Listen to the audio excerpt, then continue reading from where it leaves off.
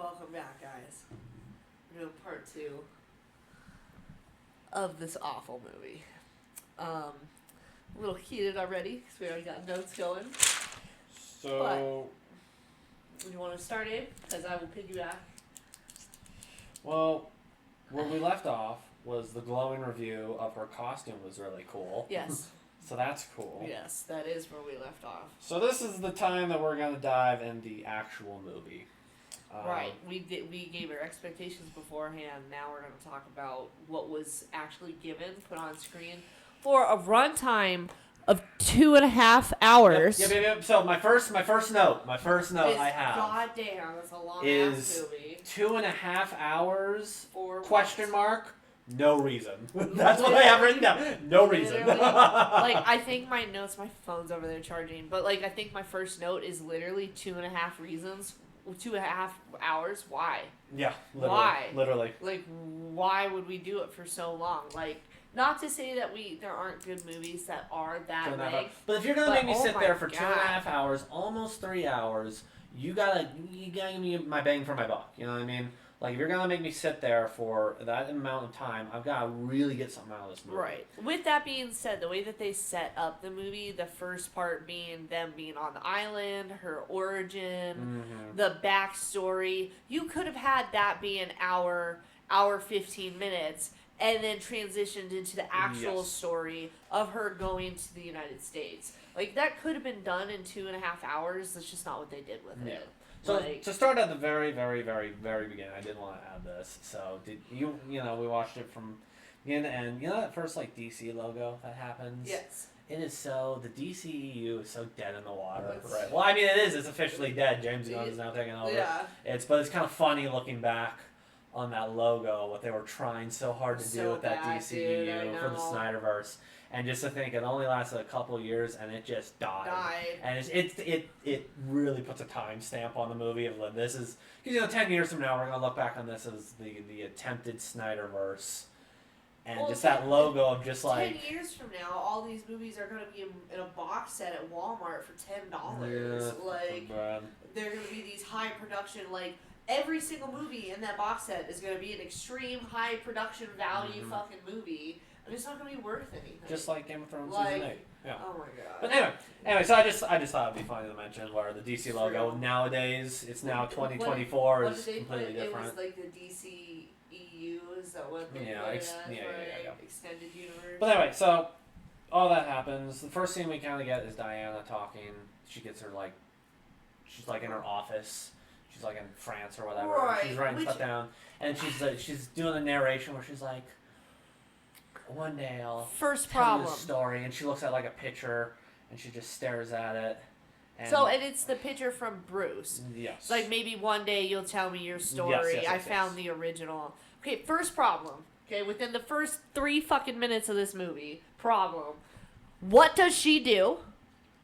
It doesn't tell you. Yeah. She's just a prestigious somebody. She's a nice-looking lady that, she was surrounded by artifacts. Okay, but what does that mean? What does that mean? She might be an archaeologist. What does that mean? You gave her no real character outside of being Wonder Woman, which she has. She has a prestigious job at this super fancy university. That's the vibe that they give with the way she's dressed and everything's all in glass, and she's got these artifacts all around her. What does she do? Is she a museum curator? Because she does do that for one time. Does she does restoration? Is she an architect? What does she do?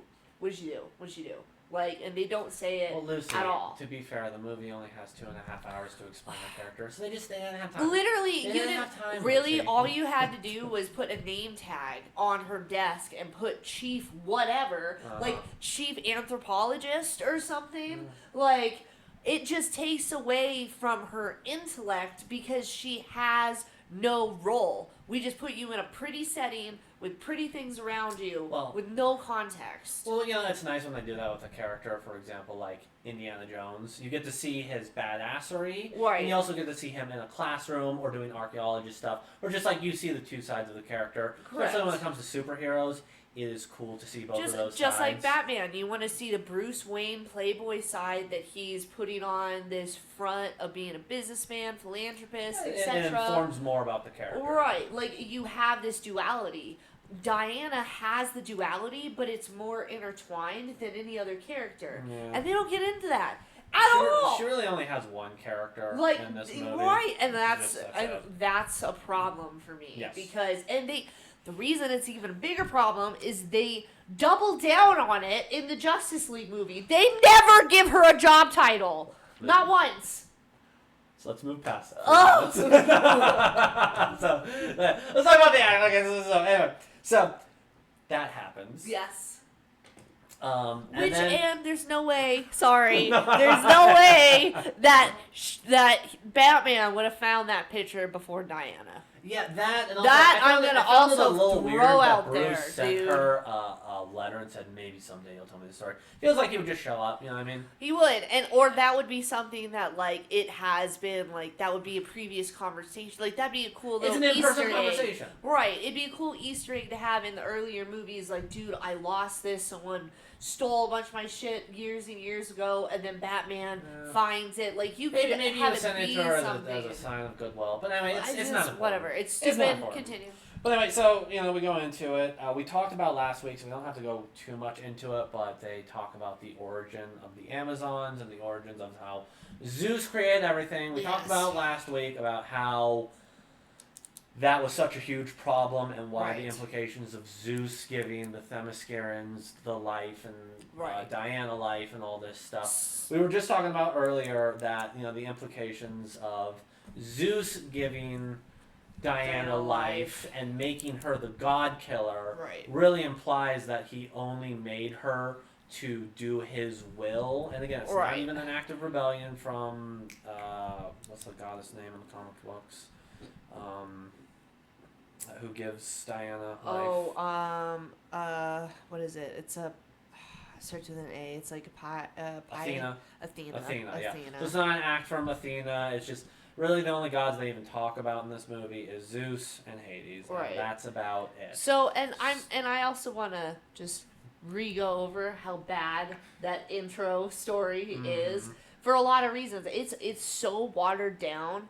It's ridiculous. It's rushed through, watered down. They don't have any Athena in it. No. It's all about Zeus. Well, they mentioned that they were enslaved at one point, but they didn't mention who. Right. So the whole intro is Zeus gives everybody life. So Zeus is our god. Zeus gives everyone life, and he made humanity. He made humanity. He made man. And then man, and man was all good until Ares, another god, the god of war, came through and poisoned man. So they're structuring the story around men are only bad because Ares has poisoned them. Important to point out because that, and we'll get farther into it, especially at the end of the movie, because the message of this movie, because that's part of the message, really gets muddled at the end. Well, because we start with this thing where the world building is the only reason men are bad is because of Ares. Ares made them bad. Right. And later in the movie we'll find out, that's not always the case, but then it turns out that kind of is the case, and then it's kind of not the case. Well, it gets muddled, but it is super important muddled to state that. Well, and then when they continue and they're the gods, they just say the gods in general created Amazons to help restore love into the heart of man, which is kind of hits on the story of it, but that goes against Ares. Says in the comics he says I'm gonna rule the world through fear, and Aphrodite and Athena are both no, we have to have the world have love in it, which is why she ends up creating the Amazons. So then that goes against the comics. And then another one is they say like you said, they said that they are enslaved by mystery force. They didn't mention. They just said that Diana's mother freed them from the slavery. Right. But they didn't mention slavery who or what. Right. If it was they were enslaved by the gods or by man or by I don't know. It's just no context at all. And then they say that Ares kills every single other god except Zeus, which is taking away All of them. million storylines. Like we were talking about last week, where you already have all these characters, and now all of them, they're dead anyway. Well, and all these storylines that Diana has later on involves all these other gods. So if they're all dead, they're all dead. You've taken away of like 50% of her storylines that are all god-based because the gods are faulty. They're all dead. They all have issues, and then it trickles down, and she has to deal with them. Like, and they just classic Greek mythology. They literally take all of that away by just having Ares within the first 5 minutes. So it's just like that's ridiculous. And then finally, the god killer. There's no fucking god killer. Well, that I hate the singularization of we need this one thing or this one goal instead of a MacGuffin, if you will. Instead of like a concept. Like they even hit it on the nose, like you said. Like, what's the god killer? It's like, well, it's obviously gonna be you. Yeah. Like. Well, also what I really don't like is one cool thing about Wonder Woman is when she fights any of the gods. Ares, Hades, whatever. She's fighting the idea of what. So it's something that you can't really kill, but something you can constantly battle. Like we were just talking about that Wonder Woman episode, where it's just like, war and poverty and misuse of justice is always going to be there. But what's also always going to be there is Wonder Woman waiting to battle that injustice. Yep. And just the idea of like, no, I'll just kill it, and the end. That's it. It's over. It's like, that's not really how you fight. Kind of like how Batman fights the Joker. He's fighting chaos. You can never actually kill chaos. You can just battle it and create order again. Well, and then you're taking away the strength of these characters, like these god characters. Like, not only do they represent something, but that's why they're impossible to kill. Yeah. Like, that's why if a you can't kill an idea. Right. Like, if a god dies, it's a really, really big deal, and they usually get brought back because they're in the underworld, or there's, like, all these other things that coincide, and you're also taking away the whole society that the gods have. Yeah. Like, you can't have some of this stuff happen without the god society. Yeah. Like, it plays a huge role in what happens later on. Like, so, 5 minutes in the movie, it's raising some eyebrows. Like, it is. It's raising some eyebrows of like, okay, this is what you want to do with this Wonder Woman in this universe. That's whatever. Well, we're just glazing over and no direction. Exactly. And what it also sets up in the beginning scene is her mother's attitude towards her. Of one, she knows that she's the God Killer. And for some reason, which is like the 10, 15 minutes in the movie, she I don't even know why they set this up. Her mother goes like conflict for the sake of conflict. Exactly, it's drama for the sake of drama. Like, but it's like she goes like, well, I don't want to train you as a warrior. And then Diana goes and sneaks off and trains as a warrior, and then she gets caught. Yeah. Remember, this is the first within 10 minutes this happens, where she goes, I don't want to train you as a warrior. Right. And then she sneaks off and trains her as a warrior anyway. Right. And then her sister, Anatope, whatever her frickin' name is. Antipe, and she's the general. Yeah, she's the general. And so she trains Diana in secret, and then they get caught, and then she goes, well, she's going to have to get trained anyway, because you know why, and, she's going to have to fight one day. And she goes, okay, well, we'll train her as hard as we can for anybody, than any other Amazon. And then,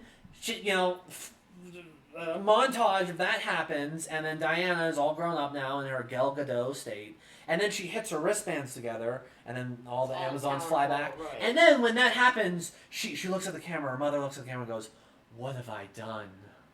Why did I train her? So they go from, I don't want to train you, to secretly training, to, okay, we do need to train her, to regretting to train her.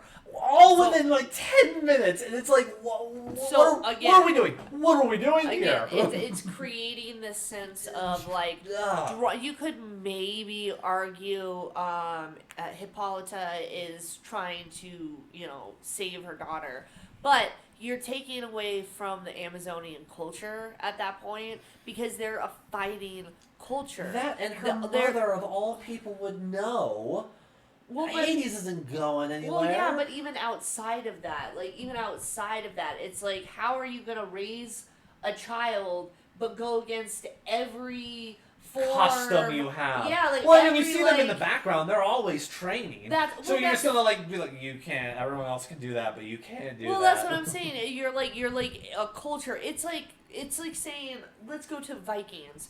It's like you have a Viking culture. You're like, well, I don't want my son to be a fighter. People would look at you and laugh. It's like a Spartan culture where it's just like their bread and butter was fighting, and they threw away the babies that couldn't fight. Right. Their whole culture was we're gonna fight, and that's kind of how I see Themyscirans. Right, and if Amazonians it's very Spartan based. Well, and if you're going off of the stupid watered down story that they gave us as their background, that they were created to fight. Yeah, exactly. So even going off of their watered down background for what Wonder Woman is, which is extremely watered down, they're not staying true to what it is to be an Amazon. Like, you really think... Well, it's completely abandoning her heritage in comic book logic and movie logic, because even in the movies, that is their heritage. Totally.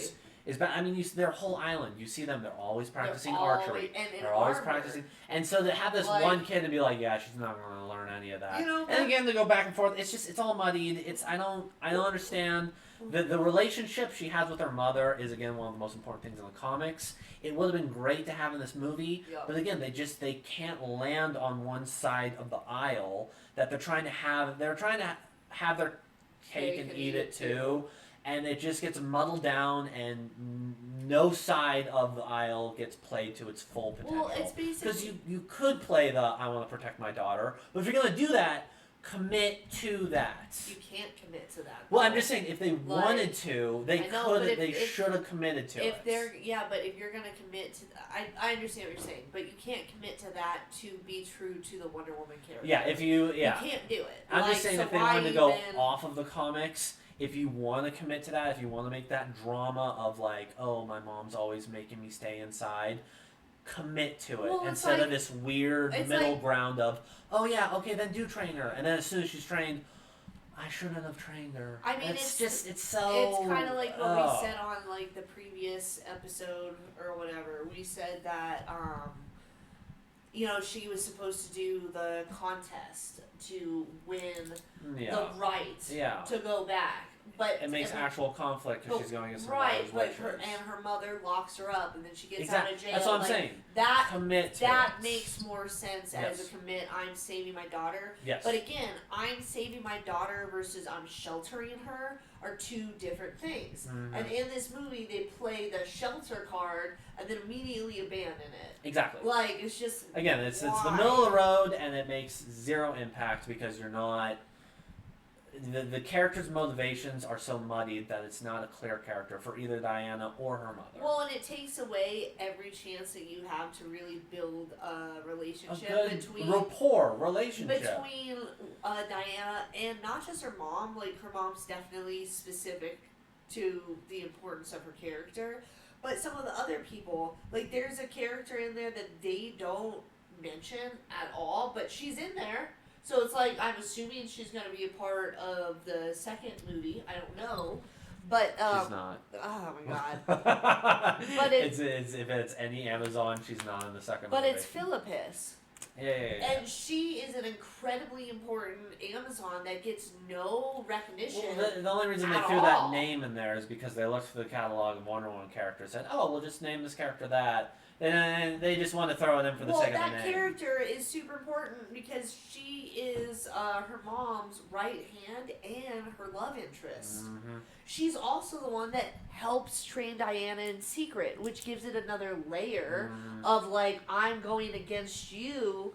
I love you, but you're making the wrong call. Well, exactly. And that happens a lot. That easily could have been an hour and a half of the movie. If they could, well, again, if you committed all the way of like her, the mom being like no the whole time, and the whole time up to her 2030s, that's when she discovers that one of her friends or lovers or whatever. That would be unrealistic because she'd be developing muscle and shit. Well, yeah, but I'm just saying, like, if you committed to that, then that payoff would be much better.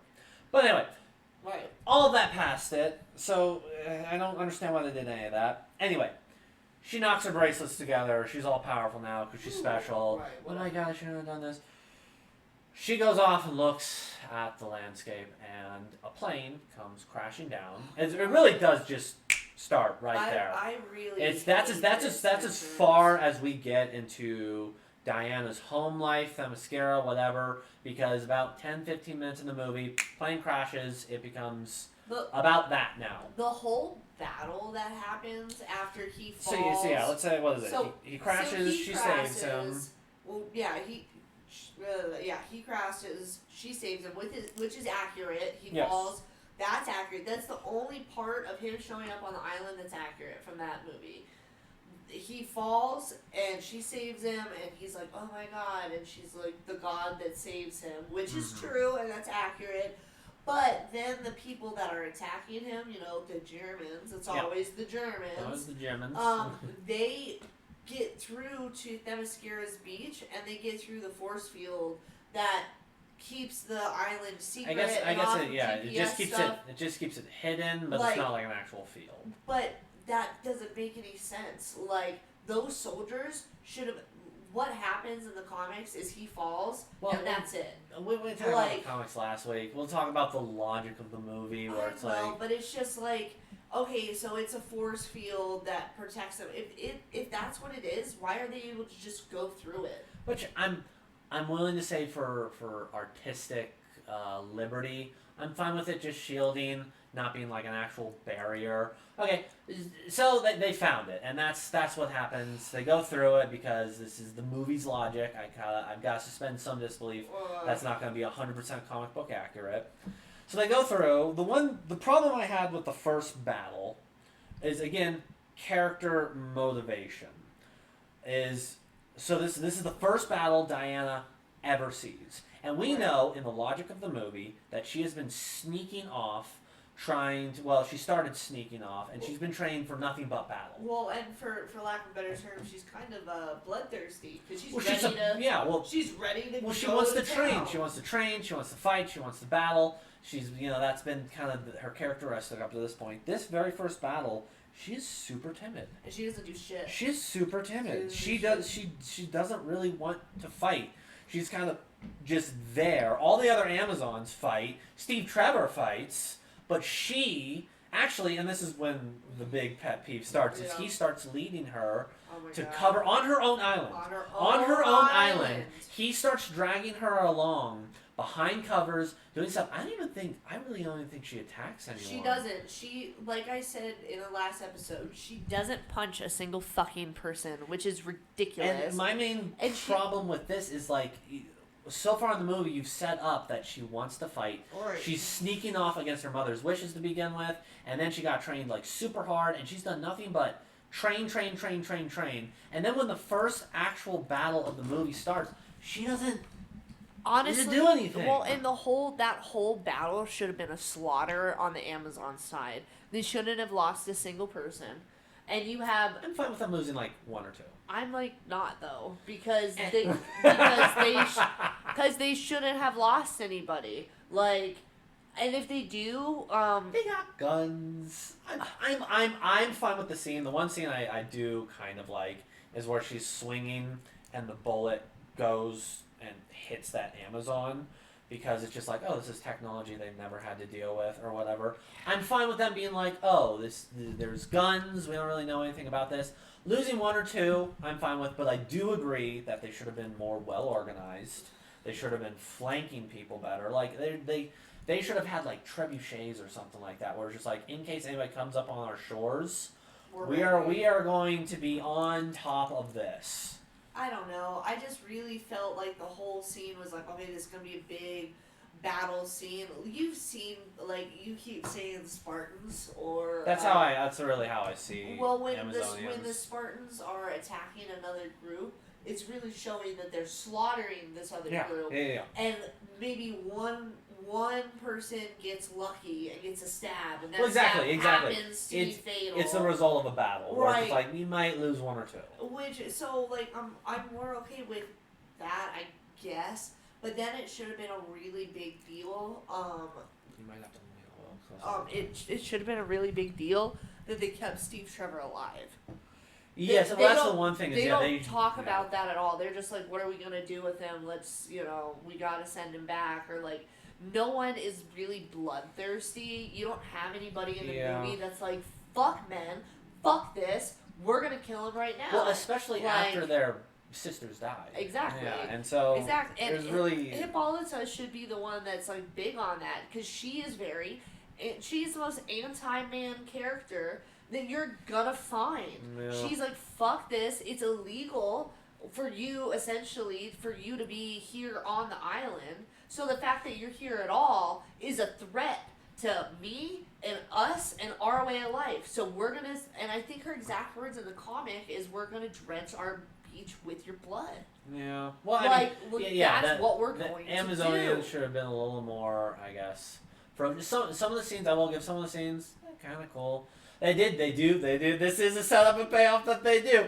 Is the jump. She puts the shield up and she makes Anatope or whatever her fucking name is, and she shoots 3 arrows. Yeah, it's kind of cool. I just don't like shooting 3 arrows at the same time. It's kind of comic booky. It's kind of whatever. It hits 3 soldiers. She dies anyway. Anyway, I do want to say that I don't like her last words, where Diane's holding her and she goes, "You have to know." And then she's just like, really? That's your last words? Right. It's no words of encouragement. No goodbye. I'm pretty sure she does die in the comics at some point.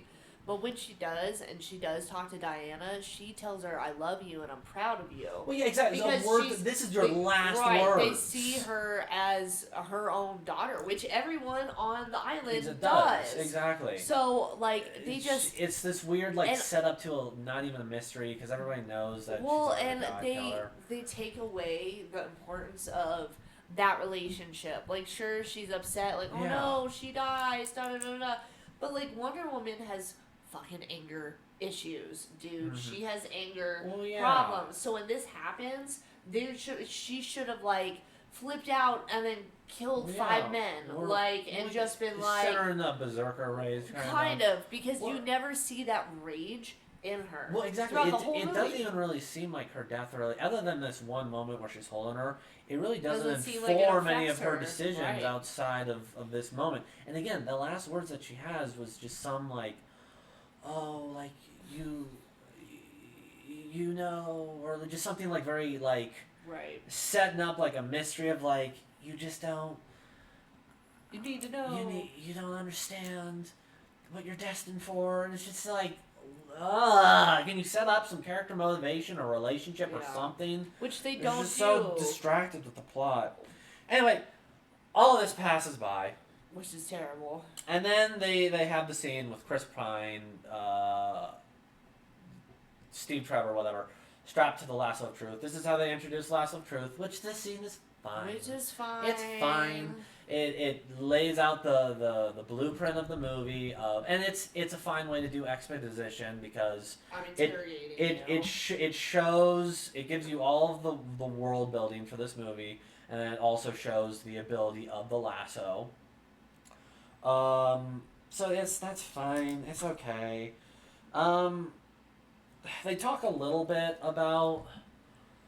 Like, what should we do with Steve Trevor, and should we join this war? And again, that should have been a whole thing. That should have been a whole thing. It's like maybe 3 minutes where they talk about it. Diana is on the side of, hey, we need to go help for man's sake. Right, which is accurate, but still, there was no, like, it was a whole, like, this was a huge deal for the whole island, because this is the first time they've had man step on the island ever. Yeah. There's been no other man that has ever come onto the island. So it's a big deal. They all want to kill him. And Diana's one that's like, well, it's not his fault, so we're supposed to be for truth and justice. Well, he didn't do anything. Not even that. They don't even set that up in the movie because she doesn't even do it for truth and justice, because when she talks to her, this is where they do set up character motivation for Diana, and this will be her motivation for the rest of the movie, even though she doesn't act on it the way that she should. Right. It's so apparent that the God of War is back. Right. He's back. Look at all this evidence. Right. Mom, we need to go and kill the God of War. and then we'll save humanity. And that is her motivation for the rest of the movie. We have to go kill Ares. And again, it's like this, where it's like, yeah, the way they set up in the movie, where it's like, oh, but it's setting her up to being like, wow, you are like naive. Maybe how she grew up, where it's like, yeah, gods are a real thing, and maybe if I kill this god. That whole setup is naive, though. Like, her mom very easily, right then and there, could have been like, he lives in the heart of all man. You can't just go kill Ares and then everything gets fixed. Like, she doesn't. Like, that concept should not be foreign to her. Yeah. Like, and her mom, and she can be some naive because she's never had to deal with men. So I'm willing to take some naivety. I'm willing to accept some of it, but it's just some. Maybe it's how the dialogue's set up. It's just overwhelming. But it's just like so really. It's so simplistic. Because she knows it's just people. She may not know men, but she knows like people. And again, so anyway, her motivation is just like, okay, it's I'll take it for the sake of the movie, but it is unbearably naive sometimes. Right. So anyway, we get past that scene, and then we start, and this is we're gonna have a little bit of a field day with this. We go to, and this is, I really want to hit on this dialogue-wise. The dialogue's fucking This is the first scene that she really gets one-on-one with Steve Trevor. And it's so bad. Their entire... Who wrote this?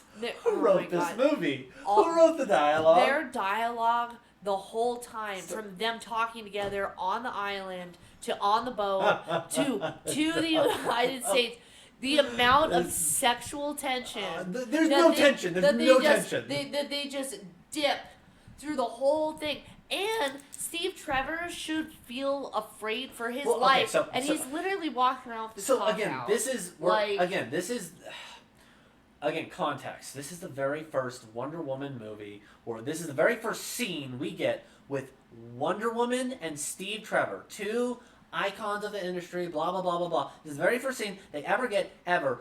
Where does it take place? In a fucking bathhouse where Steve Trevor is naked. So he's naked. She comes in. She's all naive. She comes in. She goes, oh, like, what's going on here? And for some reason, he stands up out of he doesn't stay in the bath. No, he doesn't cover himself up. Nope. He stands up and just holds his junk and walks up. And of course, they do a full body shot because Chris Pine is in great shape and whatever. And they just, it is so, like, if you took a paintbrush and dipped it in non-subtlety and just kept layering it over and over, how not subtle this is. They have him naked. It just out there, and they have this. They make 3 dick jokes in this. Well, this is the first conversation they're having. 3 dick jokes where she goes, where he's standing up, he's got this, and she looks at him, and her eyes pan down, and she goes, what's that? And he looks down and goes, oh, that's my watch. And he pans to his watch, and it's like, thanks, movie. That's a fun little thing. And then she looks at the watch and goes, oh, it's kind of little, isn't it? And he goes, oh, well, my father gave it to me. So, oh wow, another dick joke. That's awesome. And then he goes, well, some would describe me as above average. And this is the first fucking scene that we are getting with this, and this is the best you can do. Yep. This is the best you can do, writers, is 3 dick jokes in your Wonder Woman movie where she is talking about penis the whole time. Like, what are we doing? What are you talking about? It doesn't set up any of their relations with each other. It's just one joke after another of, look how sexy they are. They're talking about penis. I don't know if you picked up on it, Lucy, but they're talking about a lot of dick in this scene. Ooh, look at this. Dave, the reason they're doing that, which is just so wrong. It actually drives me insane. Well, it is. It's terrible. Like, the whole thing is they're going off of complete, like, and again, this goes to the her being naive. They're kind of playing at, like, oh, she's never seen a man, so she's, like, interested in it, but we're going to play it off like it's something that she's not really interested in. But the veil is so thin, it's not even there. Well, you think she would be asking about other things And I mean, they set up some stuff, like, his motivation of like, oh, well, if there's something wrong, I need to make it right. So they do some stuff, but again, it really seems like the point of the scene is to set up sexual tension. Well, and the way that they set the scene up, because, he's in the bath. That's the prime concern of the scene, not the character's motivation. Correct. And he's in the bath, the way they angle it, they put him above her. I know! Which drives me crazy. He literally, look at the time period. This is a modest time period. That's what I'm saying. He actually, again, I know I keep going back to the comics, but, in the comics, she would just walk in on him, and he would, dive into the bed and scold her and be like, dude, what do you think you're doing? And she just, she just would take such a literal, what, it's just a penis, I know what it is, get fucking dressed. Well, and you don't even have to go to the comics for that. If any person that doesn't know another person, I don't know about you, but if I'm in a bath and some person walks in who I've only met for 5 minutes, I am not walking out and just holding my junk with one hand. I'm not going to do that. Well, and why are you doing that? He doesn't do that initially. They make it really obvious that he walks out openly, and then as he's walking down, then he covers himself. It's just the whole idea is, and as soon as that scene happened, I knew this movie's gonna be fucking terrible. Well, it's just because this whole movie is gonna be revolved around her following this dude into a new world because she's curious. Thirst trapping over him it's almost. Fucking ridiculous. It's ridiculous. And again, he's not scared of her at all. He walks right up onto her. Yeah, you know what she should do? She should do this and accidentally break his arm, which I think actually happens. Well, not break his arm, but a little push where he's like, "Whoa, you're way stronger than you look," or something like that. But it's an opportunity to set up character dynamics and motivations and relationships. And they just don't do fucking any of that. Well, it's terrible. They just don't do any of that. Instead, they just are like, funny. Every scene that they have just them two in the scene and the focus is the dialogue between them, that's where it goes. They don't have... There's not a single scene in the whole movie where it's just Steve and Diana having an actual deep conversation that makes you want them to have a deeper connection. There is one scene. We'll get to it. There is one scene that gets pretty close to that. But we'll get farther into that. But I will say, yes. Majority of the scenes where they're talking, I don't know who worked on the dialogue, but... A horny, I don't know if it was a guy or a girl or whatever, but dude, do better. And I'm not saying just do better because I don't have a problem with having dick jokes in a movie. I don't have a problem with doing that, but just learn how to subtly write dialogue. Well, do you it's not the fact that there are dick jokes. It's just how the focus of the scene should not just be that. And if it should be a dick joke, it should be Diana making it about how small and unimportant dicks really are. Well, she did make a small joke. It's something more clever than exactly, that. Exactly. And maybe that's what I'm trying to get is just make it a little more clever. And what are we doing, man? And again, she should be the one directing that conversation. It makes men uncomfortable if a woman is super comfortable in her sexuality and is super open about it. Yeah, it's not a big deal. It usually throws men off, especially in that time period. It definitely would have, and it's just not. That's not the dynamic that they create at all.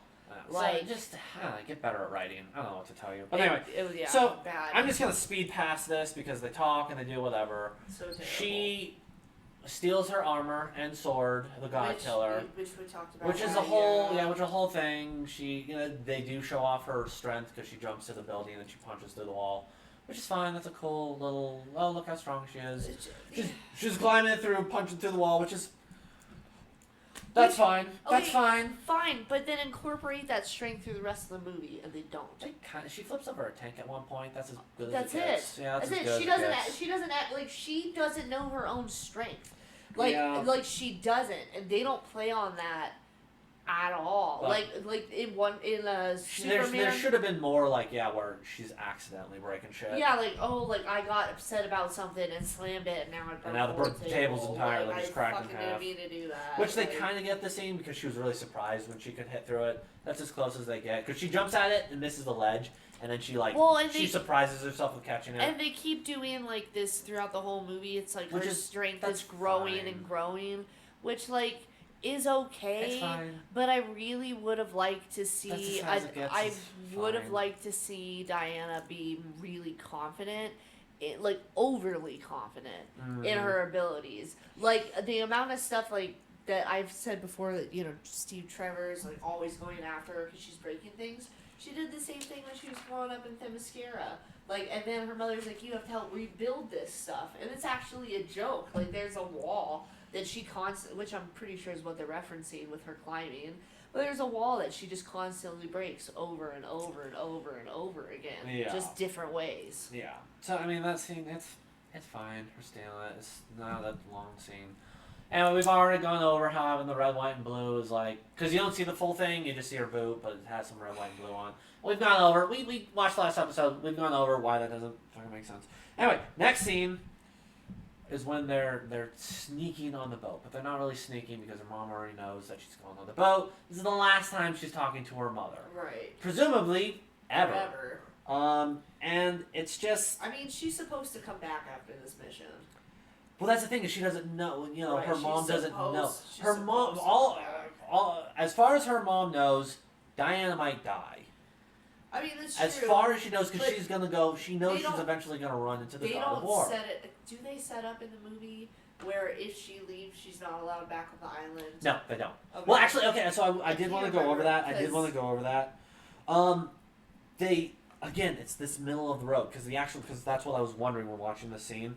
Because in the comics, she's not allowed to come back. But anyway, so how they set it up is her mom says, "You may never return," which could go either way of, "I'm afraid you'll die, so you may never return." Right. Or her saying, by you leaving, you may never return. Right. You are not allowed to. And it could have gone either way, but that's the line of dialogue that they landed on, was "you may never return," which, again, is middle of the road. Right. I don't know if her mom is scared that she's going to die, or if her mom is sad that she's never allowed to return. Again, muddying the waters of their relationship and how she sees Diana and how she's making this decision. I don't know where her mom stands. Why did you choose to write it that way? Well, and she is allowed to come back if they wrote it in the sense of you're not allowed to come back. She is allowed to come back via the comics. She's just not allowed to bring other men there, and that's what her mom is super worried about, is her not returning because she's gonna fall in love with man. Or she's gonna die. I'm gonna blow my nose. Stupid kids. And we're back. So. Anyway, the last conversation she had with her mom is a nothing burger. You don't know that. You don't understand their relationship. You don't understand. They don't define the relationship well at all. So that's depressing, because again, this is the last time you even see the mom in the movie, so the end to that storyline, I guess. Then it moves to the boat scene. We don't really have to spend too much on the scene, because it's a recreation of their first scene. Well, the bathhouse. The boat scene is take that whole scene. That's everything that's wrong with this movie in a nutshell. Where the dialogue, I will say, it's terrible. So I will say it actually. There's one moment in it that I actually was like, okay, that works on the logic of the movie. Is she describes to Chris Pine her motivation of, well, I'm gonna kill Ares, and once I kill Ares, then that's it. The war's gonna be over. And he kind of looks at her, and he's like, ooh, kill Ares, and apparently he knows more about how the world works than she does, so that's whatever. Again, she's unbearably naive, but at least she tells her motivation to him, so he understands her motivation, and you can see his reaction of being like, well, that's not really how it works. So you get a little bit of how the characters see the world and how he at least sees her. Of like, oh, there's this crazy Amazonian chick, and she thinks we're gonna go kill a god, and that's gonna solve everything. But he's apprehensive about it because he knows that's not gonna work. So that's the one thing that the boat scene adds, but the rest of it is again just dick sexual jokes. Well, yeah, and I mean, I guess if you wanted to use that line of reasoning, you could say that Steve Trevor. I'm looking for anything I can. This movie doesn't give me a lot. Well, like, okay, you play on him knowing that she's naive and blah blah blah. Like, fine, we'll go along with that. But like, what am I trying to say? The entire motivation that she tells him is like, I'm gonna kill Ares and da da da. It takes away from her motivation as an Amazonian, because that's what she's been taught her whole life, is I'm here to fight men and da da da da, but she wants to see the bigger picture in bringing peace to the world and wanting there to be civility, because which is kind of what she's going for. Well, and that's her big, issue with her mom. Is her mom is like, no, fuck the world. We're just gonna stay on the island and only worry about us. Only stay in isolation. So I mean, and she's like, but mom, it's our job to save the world. That's why we're here. So they that's set what that up. We should do. They do set up that motivation. You could set that up a little, but well, I mean, they kind of set up because that is her goal by killing him. Yeah, but again, you're not saying that as complex thoughts. You're saying, I'm gonna kill a god and everything's gonna be good. That is how it's just so simplified yes. that all the nuances that should be there don't exist. It's just so like. Really? That's how naive you are? Like, it's just so boilerplate. Exactly. Yeah, it's watered down, it's boilerplate. Anyway, they get to London. I like how she said London looks terrible. That's kind of funny. Because it does. Okay, so this is a huge problem I have. Etta Candy, she's the receptionist. I was going to say, so we go into, they actually go in the city. I will say, as they're walking through the city, I do have a big problem with him again leading her everywhere. But what I do like is Gal Gadot does a good job acting as a fish out of water. This is her first time setting foot in man's world. I do like how she's just kind of like taking it all in, where she's like, what the fuck? Like how people are dressed, how the cities are. I just enjoy the scene on the basis of at least they're getting the part where she's, and this is very boilerplate, but again, I'm scraping the bottom of the barrel. At least they got down whoa, this is like, I'm kind of in awe of all of this stuff. That's cool. At least they didn't just like walk through it, where it's just like, it's something. It's something. I would have been more okay with it. Like, yes, she's in awe, but she should have been. I wanted her to be standing there and then be towering over everybody, and people keep running into her. I would like if more people looked at her weirdly. Right, you are obviously out of place because you're standing in the middle of the street. She is not getting out of the way for people.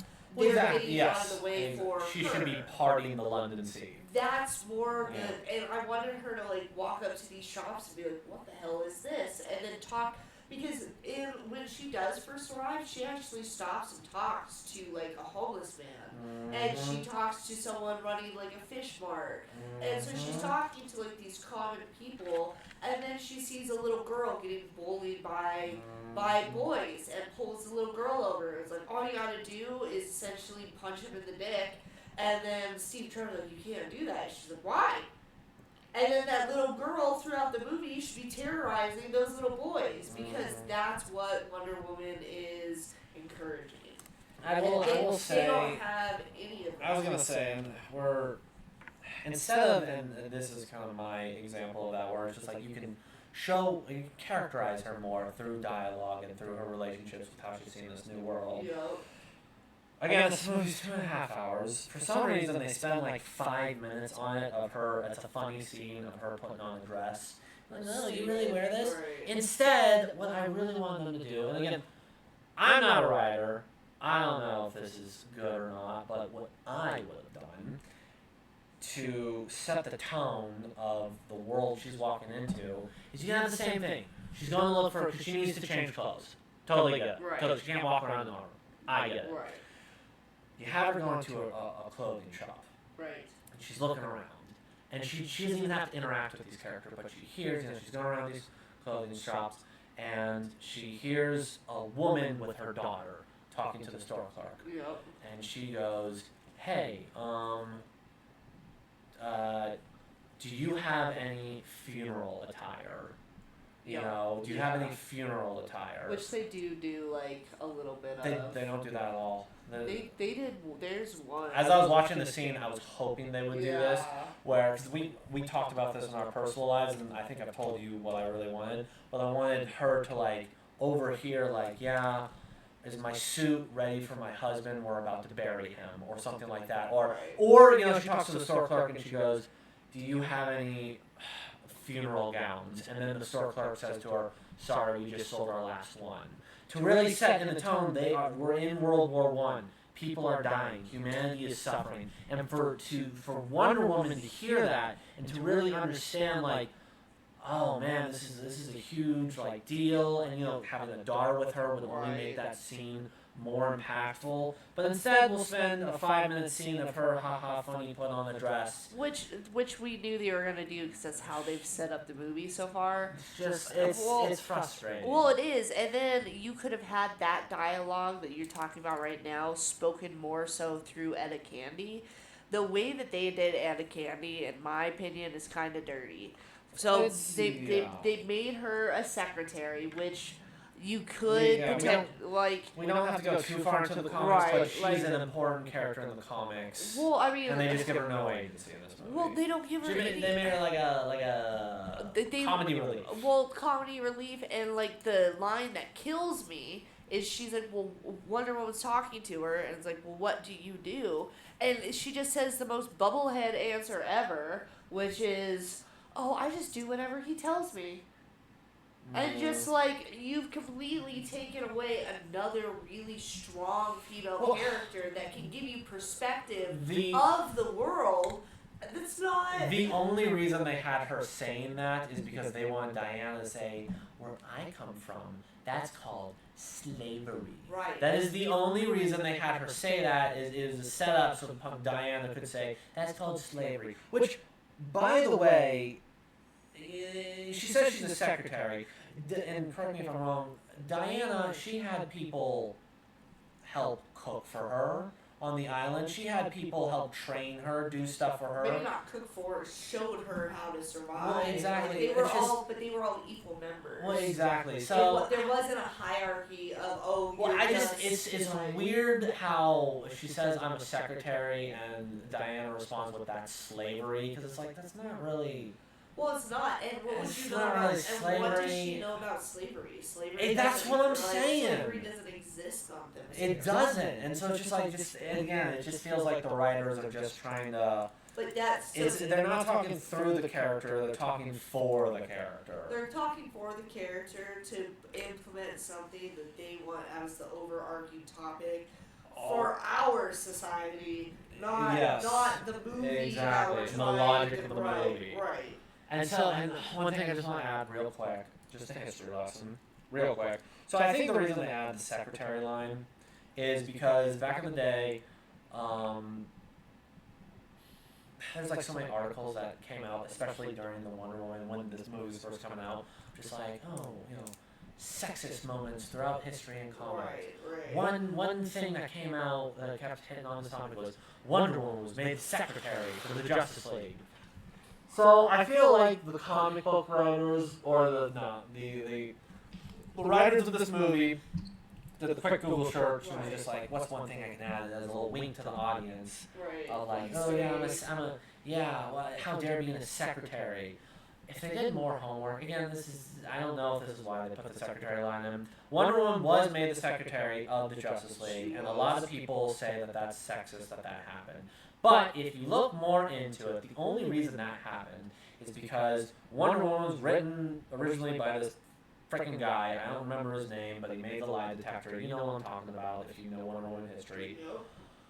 he made the character, and then, other characters like Batman and Superman, then they made the Justice League. And so during that time, there was only one story. There wasn't this multiverse crap. No, it was one thing. So the reason that they incorporated Wonder Woman in the Justice League, and that means that the writers of the Justice League could write Wonder Woman instead of the original creator. So the original creator said, I want you to make her a secretary so she doesn't do anything, so I can still have the rights to write her in my own storylines, because this is my character and my comic. So her becoming a secretary wasn't because they were all sexist and they were going to make the only girl the secretary. It was the creator trying to hold on to his intellectual property.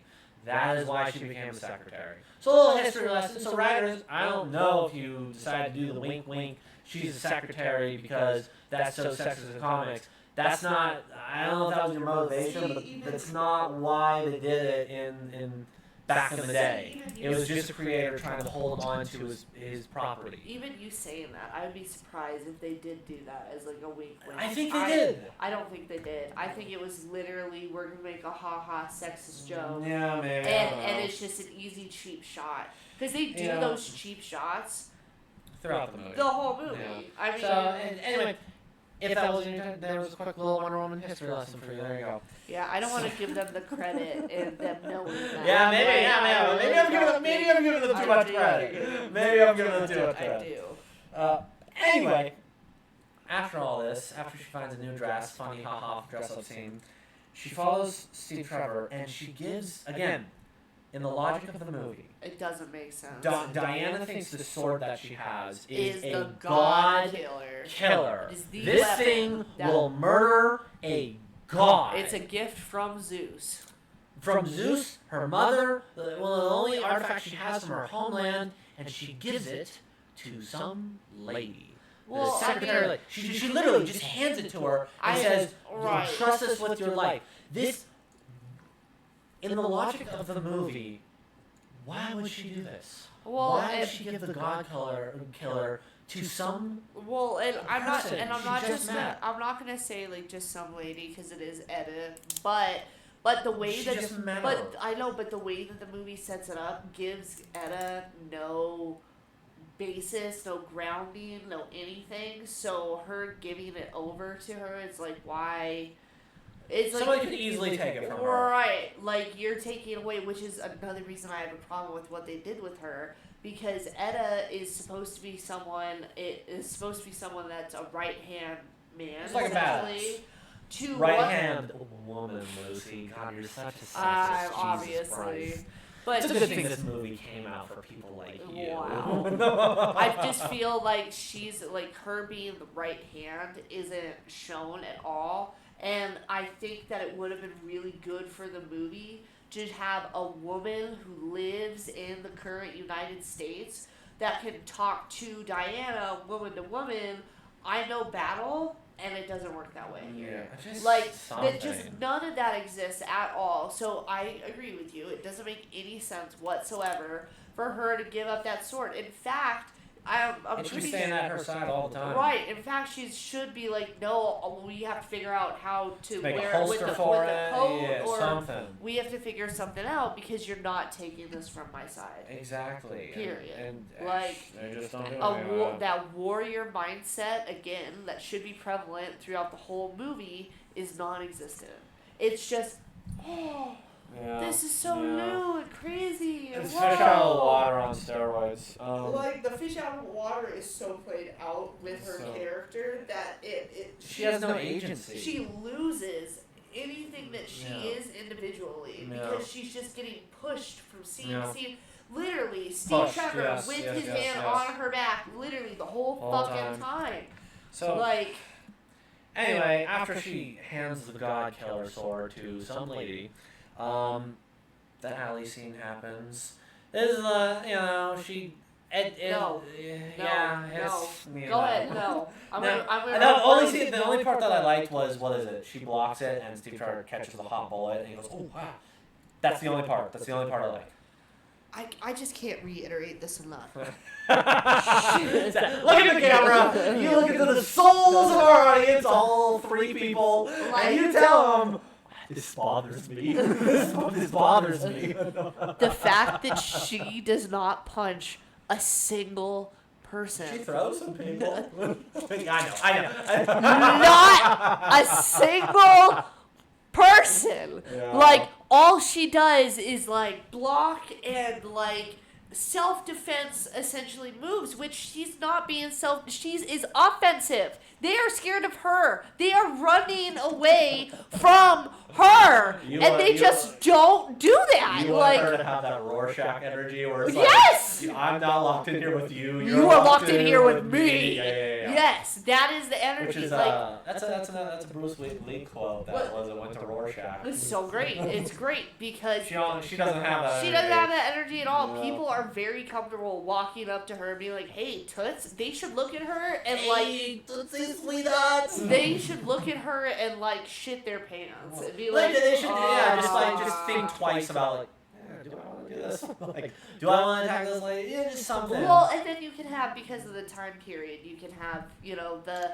gangbangers on the side snapping and singing, you know. Hey, doll. Yeah, like make me a fucking sandwich. Right, and then she turns around, ignoring Steve Trevor, who's literally trying to pull her back, and she's like, "Get the fuck off of me!" He flies backwards, and then the whole group is just like, "Oh my god!" Let me see them yams. Like, and she just throws elbows. Like, it doesn't happen at all, and I wanted that so badly. Yeah, I wanted her to walk into. I wanted there to be a joke scene, like the first bar that they go into. She fucks up the wall. Yeah. She breaks the bar. You know, hurts a couple guys. Well, then they come back around and they all see her and they all run and duck and hide. Yeah, oh it's my that lady. Oh my god! And that kind of goes back to what we were talking about last week of having an actress with a different stature. Oh, totally. Would have yield more of this of just like you look at her build and you're like, you look like you could fight me. Totally. Like, you look like you could fuck me. Again, Yeah. nothing against Nothing against Gal her at all. but we I'm just wanted saying. an MMA looking lady. Right. So And they could have even left her stature the same and just done better camera work to make her stand over everyone. I would have taken that. They could have done over some what they did. Peter Jackson angle trickery. They could have. I would have been more But Lucy, okay with that. Lucy would have actually cared about the movie. So. But anyway, after this, next scene that I found that was noteworthy was where Diana goes into the room full of generals. They're talking about all this Right, stuff. because he's there to report his findings, and and I'm okay with her standing behind him in the sense of she has the very smallest inkling set of decorum and following the ranks. What countries are involved in which area? Right, and knowing that on Themyscira I have to listen to my mom because that's the order. Know when to speak, when right. not. So she has a little baby bit of that. So I could see her letting Trevor go up, state his case. And I think he does say well, she's my secretary to allow her to come into the room with her. Well, they get a little bit more. What's a woman doing in the war room? And then after he leaves her out. But they only do that after she starts to speak. Yes. So when they first, which is again could be fine because she could be seen as ignored, and she's just my secretary. She needs to come in with me. So they do. They sneak in, quote unquote. He has the formal meeting, the formal sit down. Just don't move your chair at all because the wheels will crush her. Anyway, sorry, keep saying. You're saying.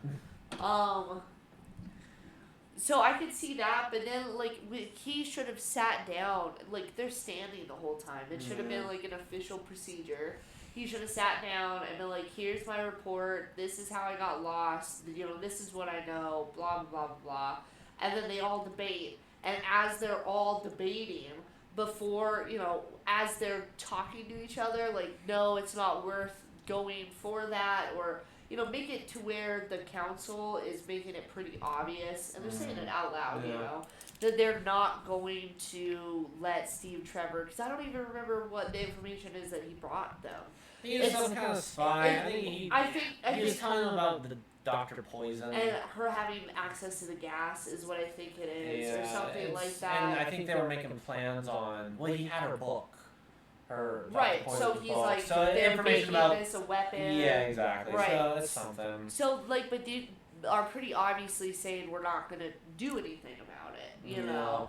And so then she speaks up, walks up. Well, that's another moment where Steve Trevor would have come up and been like, "No, we just have to like leave," which more diplomatic. Which he kind of does. He does. And that's when she should have been like, "Well, then you're a fucking coward," and then turn and talk to everybody else. Like, how are you going to deny this information?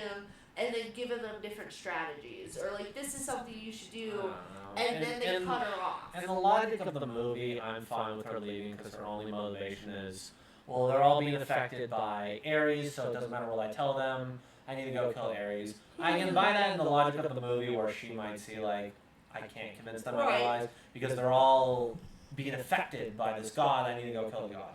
And the one scene that I do like is after they leave is she's again it feels like drama for the sake of drama almost. She's like, oh, you're a spy and you're lying. How can I trust you? One thing I do like, probably my favorite thing, is where he just takes her lasso and goes, I'm not lying. And this is what we're gonna do, and we're probably gonna get killed. It's the only time where it's just like, okay, that's something that I can buy him doing, and it's funny and it's not too on the nose, and it cuts through the bullshit. I do like how when he does it, he like finishes and takes it off and is like, yeah, we are probably gonna die. Like he has his own. I think he says it while it's on there because he truthfully thinks we're probably gonna fucking die. Well, and then when he says that out loud, he's like, oh my god, we are gonna fucking die. Like so, but then him doing that, like, why is it his idea that they're gonna ignore the generals? Well, I mean, it should have been both. Well, no, I think it was originally her idea of like, oh, we need to go kill. It's not though. And again, maybe I have to rewatch it, but I remember her having to say like, oh, we need to go kill him. We need to go behind their back. And then he's just like, yeah, we are gonna go behind their back. But we need to get out of here first. Yeah. So I think that is she did. This is something she was advocating for, and he agreed with. So that is, I'll give that to him. And then the entire montage of finding the whole team pointless. You don't remember? Yeah. It's the 1 hour mark in that they start putting together the gang of characters. You don't remember any of the other characters that are part of the gang. I do remember the Scottish guy. Yeah, but he has no. So. Yes, I will say. Okay, yes, all the characters that they get are nothing burgers of characters. They don't do. They add all these characters, anything. And this is another reaction or a good example of the dialogue that, again, I don't fucking understand why they wrote it this way. Because the French guy, again, the biggest thing in movies is show, don't tell. That is such a huge thing. Right. Show, don't tell. Don't just have the characters tell you how they feel. Right. Have them act it out and have the audience infer it because you have hired actors to act. To do that. So, one thing that happens in it is just another example. It's a whole bar, so we don't even have to go into it because all these characters don't matter. But they don't. But the one French guy who speaks multiple languages or whatever. Yeah. Diana does something like throws a guy or whatever, and he looks into the camera and he goes, I am frightened and aroused. Right. Why do you have that? Right. Just have her throw the guy, and then just have the camera pan to him, and him just kind of like make a look, right? Where he just goes like, oh, shit. Just something to where the audience can see it and just, have a little laugh and be like, you know how he's feeling, but instead, the writers feel it necessary to hold the audience in. I'm frightened and aroused. Why do you need to say that? Oh, he even could have just looked over and had to readjust in his seat. Exactly. Where it's just yeah. And again, it's probably through the whole movie where it's just, you're supposed to show, don't tell. This movie just, it does not trust you to infer anything. It just, all the characters have to just be like, oh, this is exactly how they're supposed to be. And all three of those characters are they don't add, like you said, they don't add anything. They could have. They're literally just there to be like, ooh, go Diana, but she can't do anything without them, which is just like, why? Like, there's no arc. You could have, like, the Scottish guy for a second, we talk about something serious with, like, PTSD.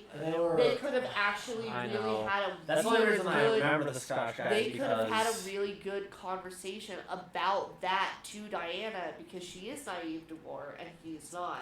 They could be good representations of the war. They could have had, Diana and that guy could have had a good dialogue about that, and but the only dialogue of context that she gets from anybody is Steve Trevor. Well, yeah, well, have her... She doesn't get any context from anything other than from him. Have her really bloodthirsty, wanting war, Yeah. and then have it contrasted with him being like, careful what you wish for. Because I was It would have been powerful, but they just don't fucking do anything. So anyway, get all these characters that don't matter. So, this is the only time in the movie where they get close to do what me and Lucy have been talking about, where it shows the reality of the war. Right. It's the bridge scene where they get off the train, and she sees all the wounded soldiers. And the lasts for like 2 people, minutes, and she wants to go help people. Right. That's as close as it gets to seeing the reality of the war and the horrors of mankind. If you're gonna set a movie in World War One, have it set in World War One. You know what I mean? Yeah. If you're gonna have a war movie, have a war movie. Anyway.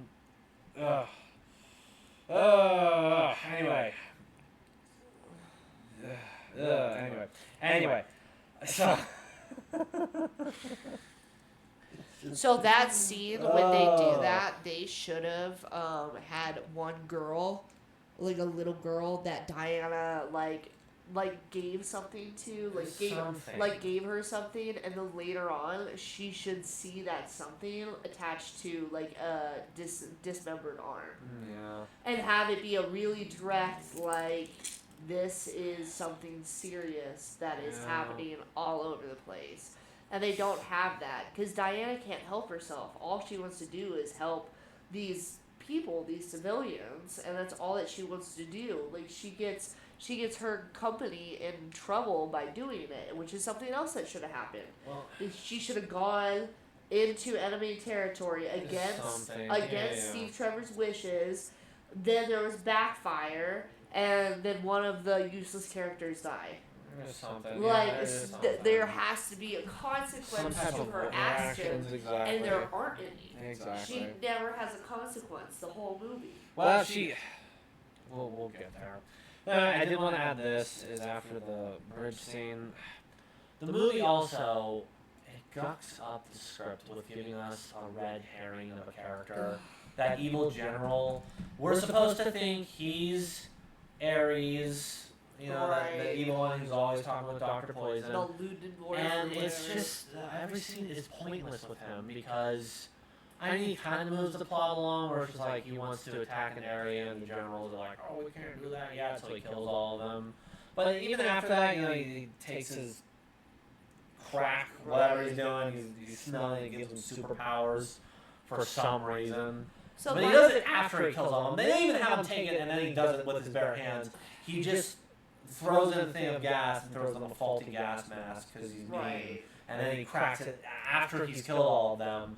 And it's just like all the scenes they have with him, which again is taking up screen time, is to this villain that doesn't parallel our hero. That is just, it's a red herring essentially the entire movie, and adds no characteristic of what Diana is gonna go versus. I mean, she is fighting evil men, and he's an evil man, I guess. But that's as deep as it goes. So the whole point of this movie is supposed to be a feminist movie in the sense of women for women. Women can do anything that men can do, just in different lights. You know, like that's I can do, you can do better. Pretty much. Like the equality part is supposed to be really pushed during this movie, which is super obvious on, you know, the secretary joke and the sexist jokes that are throughout the movie. Every chance that they have to give a female a really strong setting of the movie, they don't. The main bad character is that General Ludendorff, I'm pretty sure is his name. Ludendorff? And which is ridiculous. I did crack. It's literally. And the way and the character that they have as your bad guy is Dr. Moreau. They could have had Dr. Moreau be the main bad guy without the general or Ares, and the movie would have been better because they took away she is such a great, strong character. I really liked her character her design was great because her mouth. Well, and that's actually what they would do for World War I amputees. Totally, they would make body parts that would match her skin tone and stuff. So her character's design, whoever they put some elbow grease in the character design of her. I will say I really like the look but of again, her. that's the best thing about her. She doesn't do anything. She's the main. She actually is the main bad guy. She should. She's the one that's making this gas. She is the one that's setting it up. She's the one a great backstory. And they don't oh my god, how much they could have added this into what actually happened during that time is she's actually of Japanese descent. Yeah. And that's how she gets pulled into the war. Yeah. And then she burns her whole face, which then makes her ugly, and then society, poo-poos her away because of the society that it is, and she's like, fine, then I will make everyone ugly, and I will kill them all. You could have that, or you could have her family get attacked in the war, and that's her scarring from it. From the attack. You could have done something with these villains. Some type of backstory. But her whole backstory her whole thing is men are evil and I hate them all. Exactly. Well, Diana should get along with that person.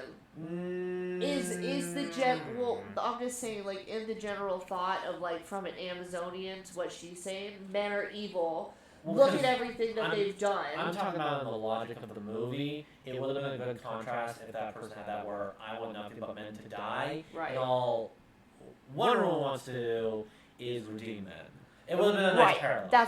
That's what I'm saying. Yeah. Is the parallel would have been nice to be men are honestly. I understand men can be evil, but they're still redeemable. Right. And she just thinks they're not redeemable. Right. But anyway, this is all pointless because they don't do anything with her. And the conversations that could have been had between Diana and her would have been really, really good. And that's why I'm trying to hit on this point is this movie not only does it not have a strong main character, it doesn't have a strong villain. No. You need a good villain to push you through your protagonist to their uppermost limit, and this movie just doesn't do it. Have one. No, and it's the most frustrating thing because again, you're dealing with war. How do you not have a good antagonist in war? Well, and honestly, they should have made the general should have been Hades. Or Ares, I'm sorry. It should have been Ares because the fact that just a red herring. Well, and the red herring undermines what Ares actually is because when we get to Ares, it's a joke. We'll get into it. When we get to that point, it's this movie feels like a joke now. It does. Okay, so I have so much other stuff written, but there's only really 4 more scenes that I think we need to hit on. Because it's so much. You check this thing apart for fucking ever. Because it's all wrong. Wrong. The character interconnectability is wrong. The structure between each character is wrong. The building of characters individually is wrong. Yeah. The whole plot line is skewed. Well, again, I'm not even talking about just comic book movie wise, because we're talking about movies. Just the movie as it sits on its own. We're talking about the movie standing on its own 2 feet and the logic of the movie. None of this adds up. None of this adds up. Giving comic book creativity. So not only is it a disappointment as a movie in and of itself, it's a disappointment of a movie about a character we care about. Right. So anyway, that's more of a closing statement. We're not done yet. We got shit to talk about. So anyway, the campfire scene happens. All I have to say about it is it doesn't flesh out any of the characters when it totally cut it up, but whatever, we're just going to throw Campfire that out. scene is useless. So anyway, hour 14 minutes in the movie. Jesus. Trench scene happens. This is the only good scene in the movie. So This is it. Say your piece about this scene. This is it. This is it. This is the only time. Okay, so say your piece about this scene. Context. I have a problem. They're in the trenches, and this was a real thing in World War I, is you'd be stuck in the trench, and you'd be stuck there for days. not even days, sometimes you'd be stuck there for a year. Not moving, one trench versus the other, shooting at each other. This was a real thing where you would be stuck in a trench for a long ass time. So they're stuck in the trench. Steve Trevor even tells her, we've been holding this line for X amount of time, we haven't been an inch of ground, blah, blah, blah, blah, blah. Diana, and this is actually a good use of slow motion. Take note, Zack Snyder. So anyway, slow motion around her reaction of seeing everything. Men dying, children crying, all the things you want in a war scene where it's just like, and she's like, that's it. I've had it. And she even, tells Steve this, essentially where she's like, I'm done with the diplomacy. I'm done with trying to do this by the numbers. I'm done with all of this. I am taking action. So she, against Steve Trevor's, because again, this is the only time she does something on her own accord, is Steve tells her, no, we need to move on, and she goes, no, I am standing and I am fighting. She walks up the ladder, again, all slow motion of her reaction, walks up the ladder, takes off her big fur coat thingy, it reveals the Wonder Woman armor, which looks pretty good. Which is the only good, And she starts just walking on her own towards the enemy line.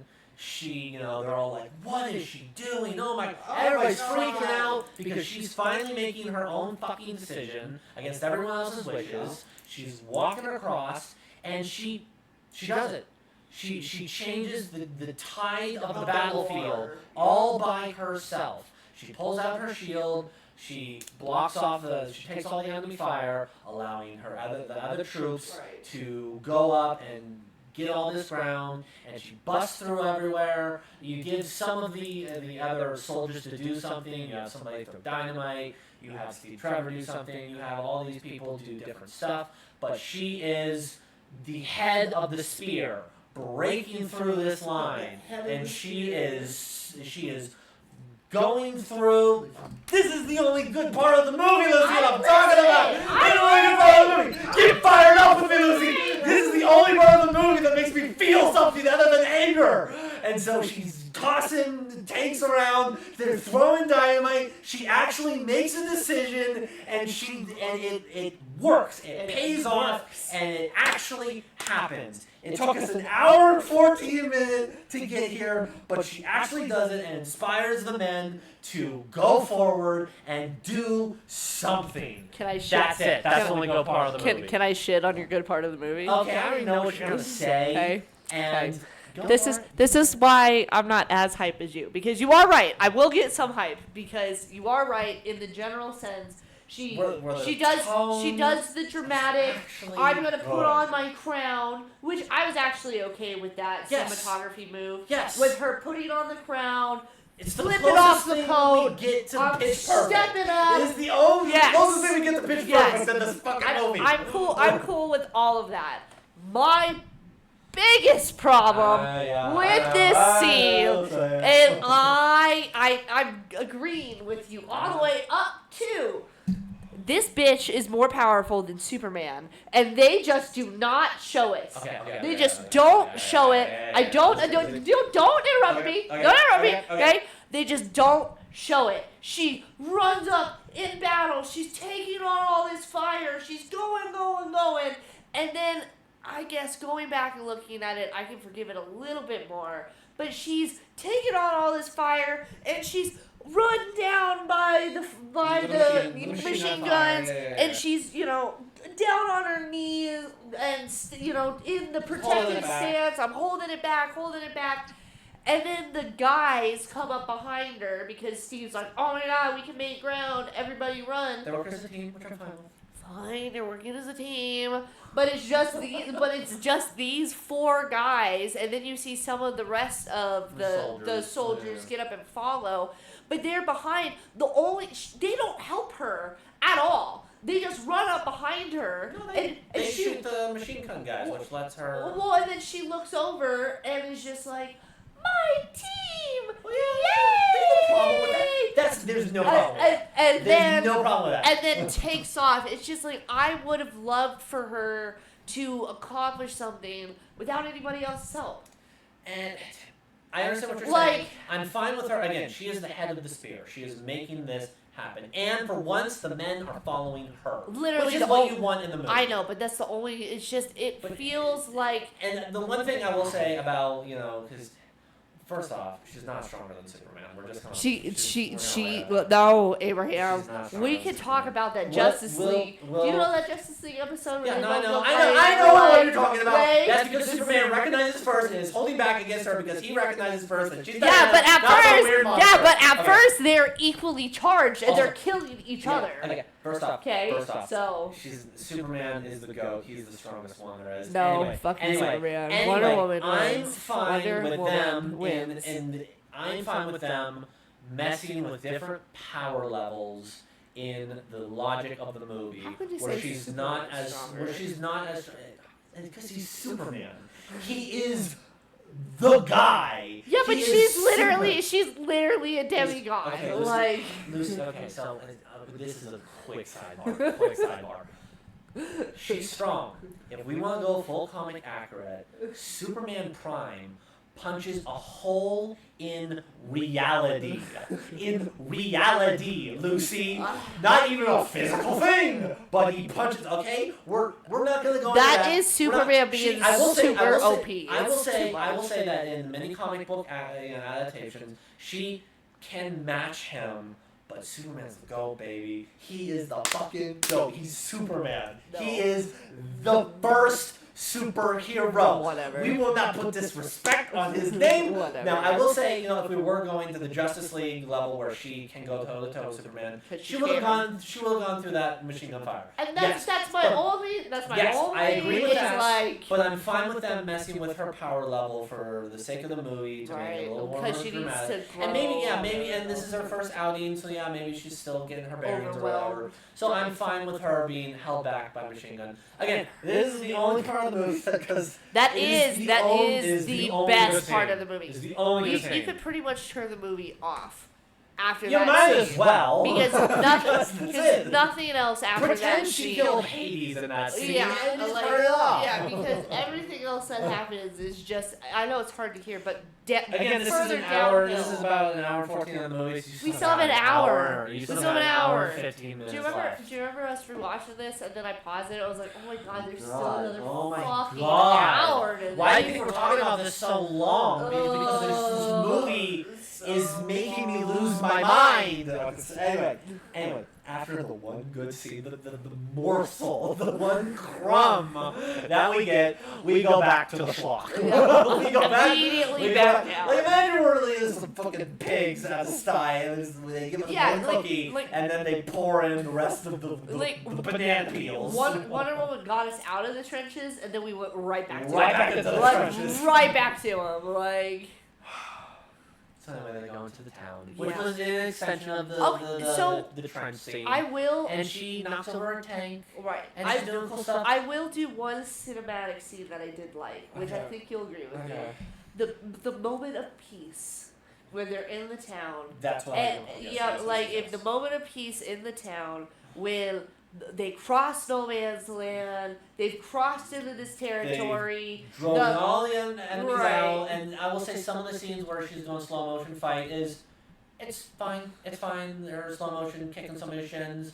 She's busting through windows. The one part I did really like, it just made me laugh, is where there's that sniper on top. They're like, get the sniper! And then they hold up that like The metal shield, rod, like, yeah. Diana! And then she goes into that, and that guy fucking Is is dead. He gets annihilated. So that's fine. I really wanted the Scottish men to actually make a headshot because it would have been a character arc, but they don't do that. Whatever. Anyway, they saved the town. Which Awesome. by them Cool. not Done. giving the Scotsman that, by the way, I think they really take away from like we went and got him specifically because he's a sniper. That's why we added him to. and he was scared to take a shot. That's why early we in the movie. right, like that's why we added him to the group. His name's Charlie, and they literally, I find it kind of disrespectful because. They do later with him. Well, yeah, because Well, Wonder Woman's like, well, then who's gonna sing for us? And Yeah. that's all that you have. Yeah. Like, it's just It would be so easy to just have him make up, because this is the scene where he hesitates. Later in the movie, he has a chance to make a shot, and he doesn't do it. Or even play on I don't know why they set it up to where it's like not do it. Where he could have done it, and they just don't.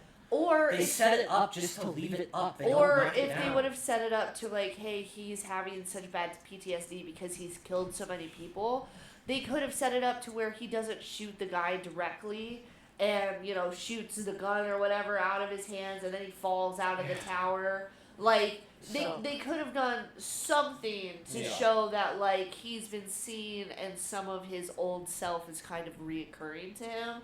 But instead, it's just he's a joke. Yeah. And they took a character that could have real depth to show the horrors of war, and they made him a joke and gave him a fucking terrible accent just to top it off.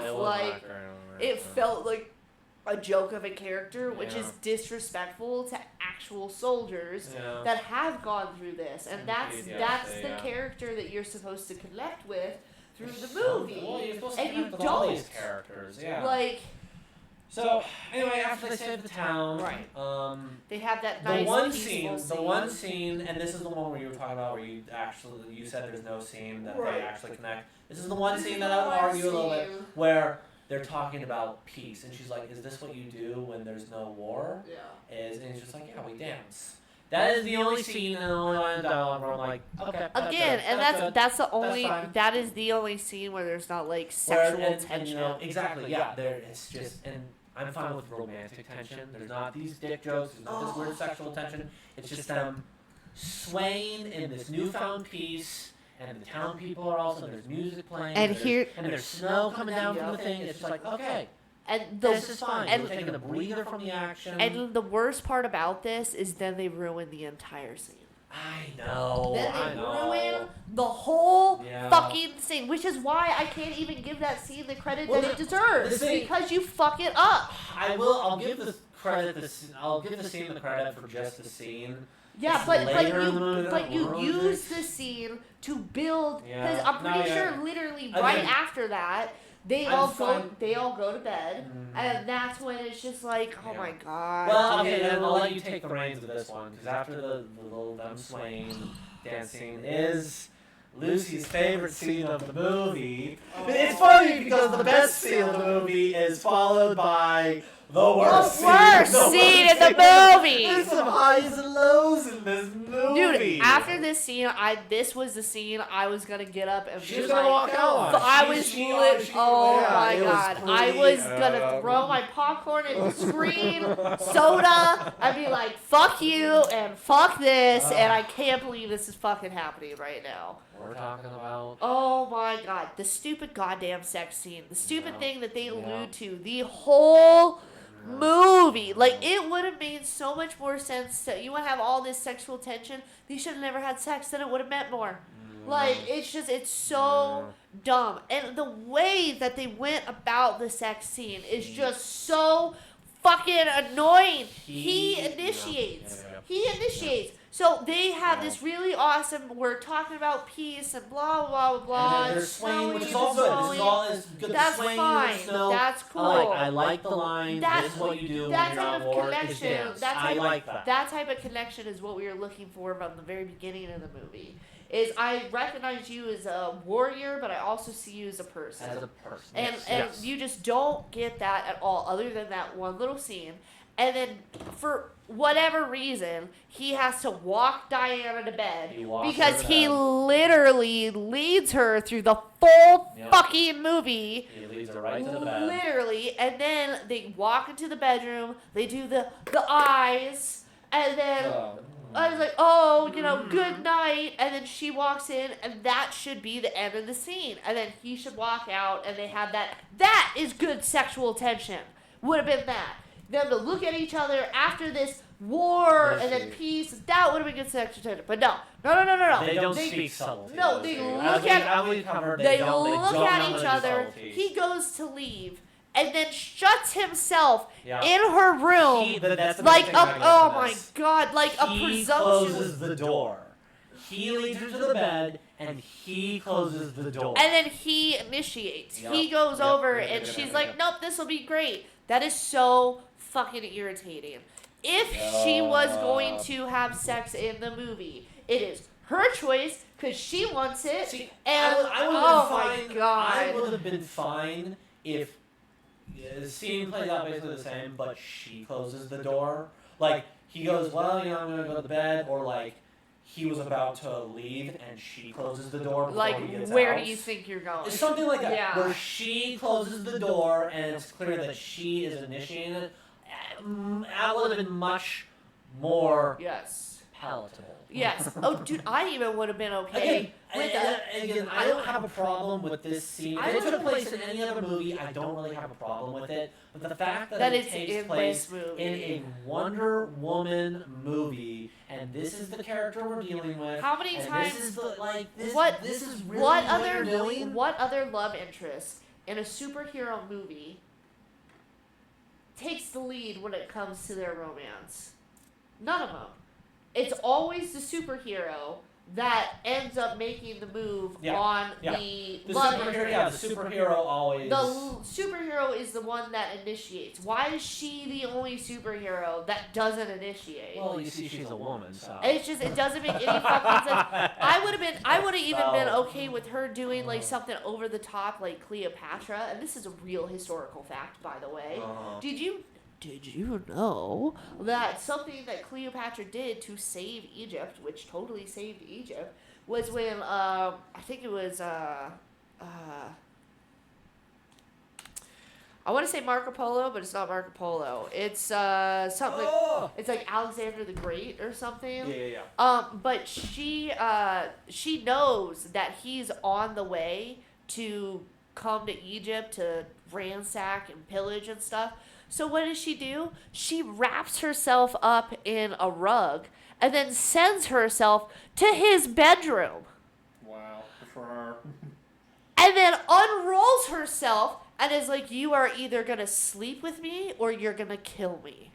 Wow. And guess what happens? Cleopatra does not die. Like, even something as bold as that would have been good for Wonder Woman to do. Did the whole, they went to bed and then Steve is getting undressed and you can see his back with all of his war scars, and she walks in without him noticing. He turns around and is like, oh my God, what the fuck are you doing here? And she's like, and she just drops her cloak. Like that, all of that would have been good because he's scared of her, but he's also trying to be extremely respectful. So it's just, it is the worst. It is the worst scene in the movie. It is. It is the worst scene because it takes away every bit of agency that she already doesn't have. It's just terrible. I don't like it. I don't like it. I don't like it. I don't like it.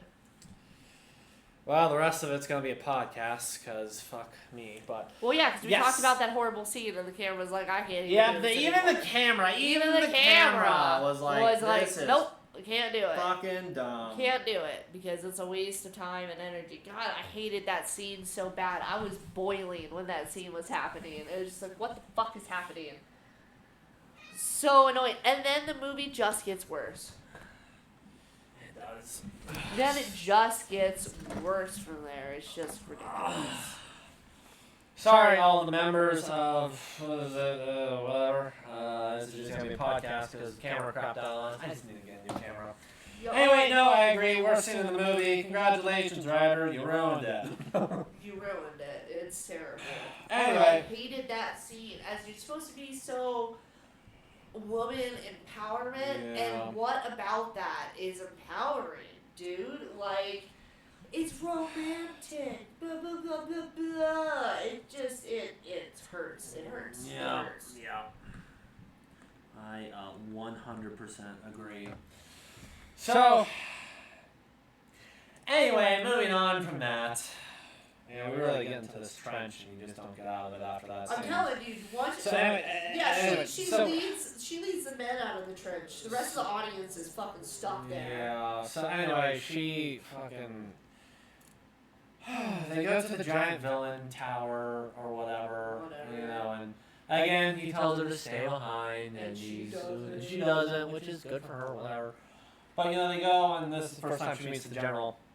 This is the only creative shot. Well, there are other shots in the movie that look fine. But this is the only one I found that was creative, is when you looked at the general.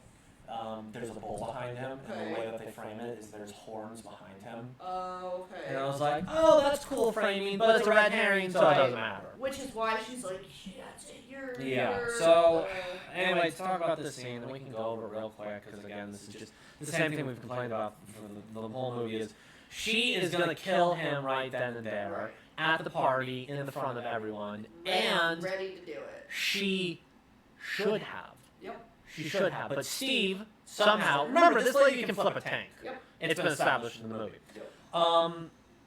Steve, being just a dude, stops her. Very easily, I might add. He just goes, no, you can't do that. And then she just doesn't. She runs off and goes, you can't. Oh, I can't believe that. And then, because she lets him live, he shoots the poisonous gas on the scene, on the town that they were just dancing in. And they all die. So she rides all the way back to that village just to see the carnage, and then to come out and be like, oh my god, now I have to go kill him, and you can't tell me what to do. And even then, when she says, I'm gonna go kill him, he goes, yeah, go kill him. So he's just like reaffirming what she's already gonna fucking. Well, it would have been good. Again, they set it up. They have all the ingredients. They just don't know how to fucking use them. I mean, the way they said. What should have happened is she kills him, right? And because she kills him, they go, one of our major generals just died. We need to advance.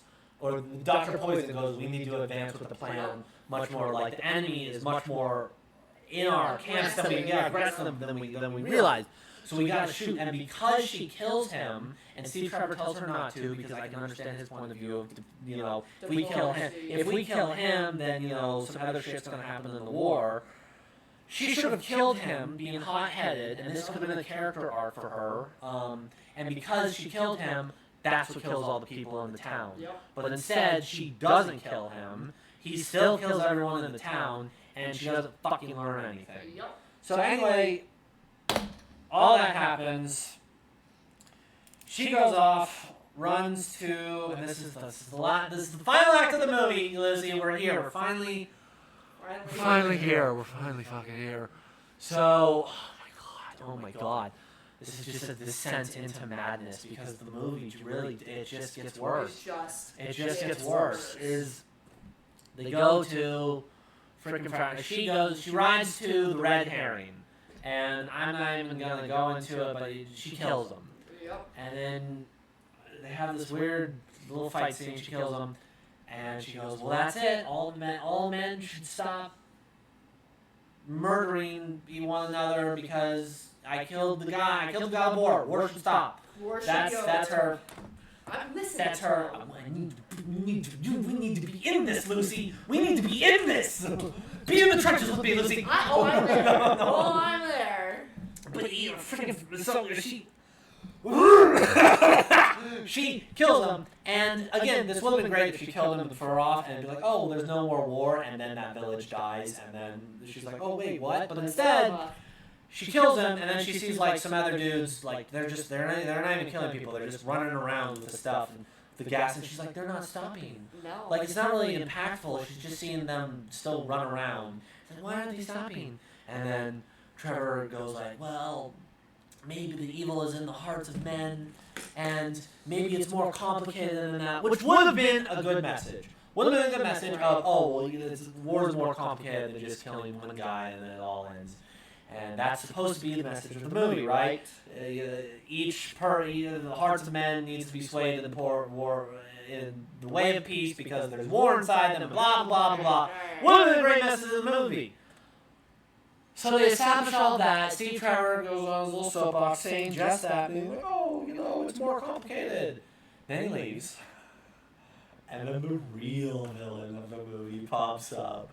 He's been the puppet master, Lucy. He's been the puppet master of this whole thing.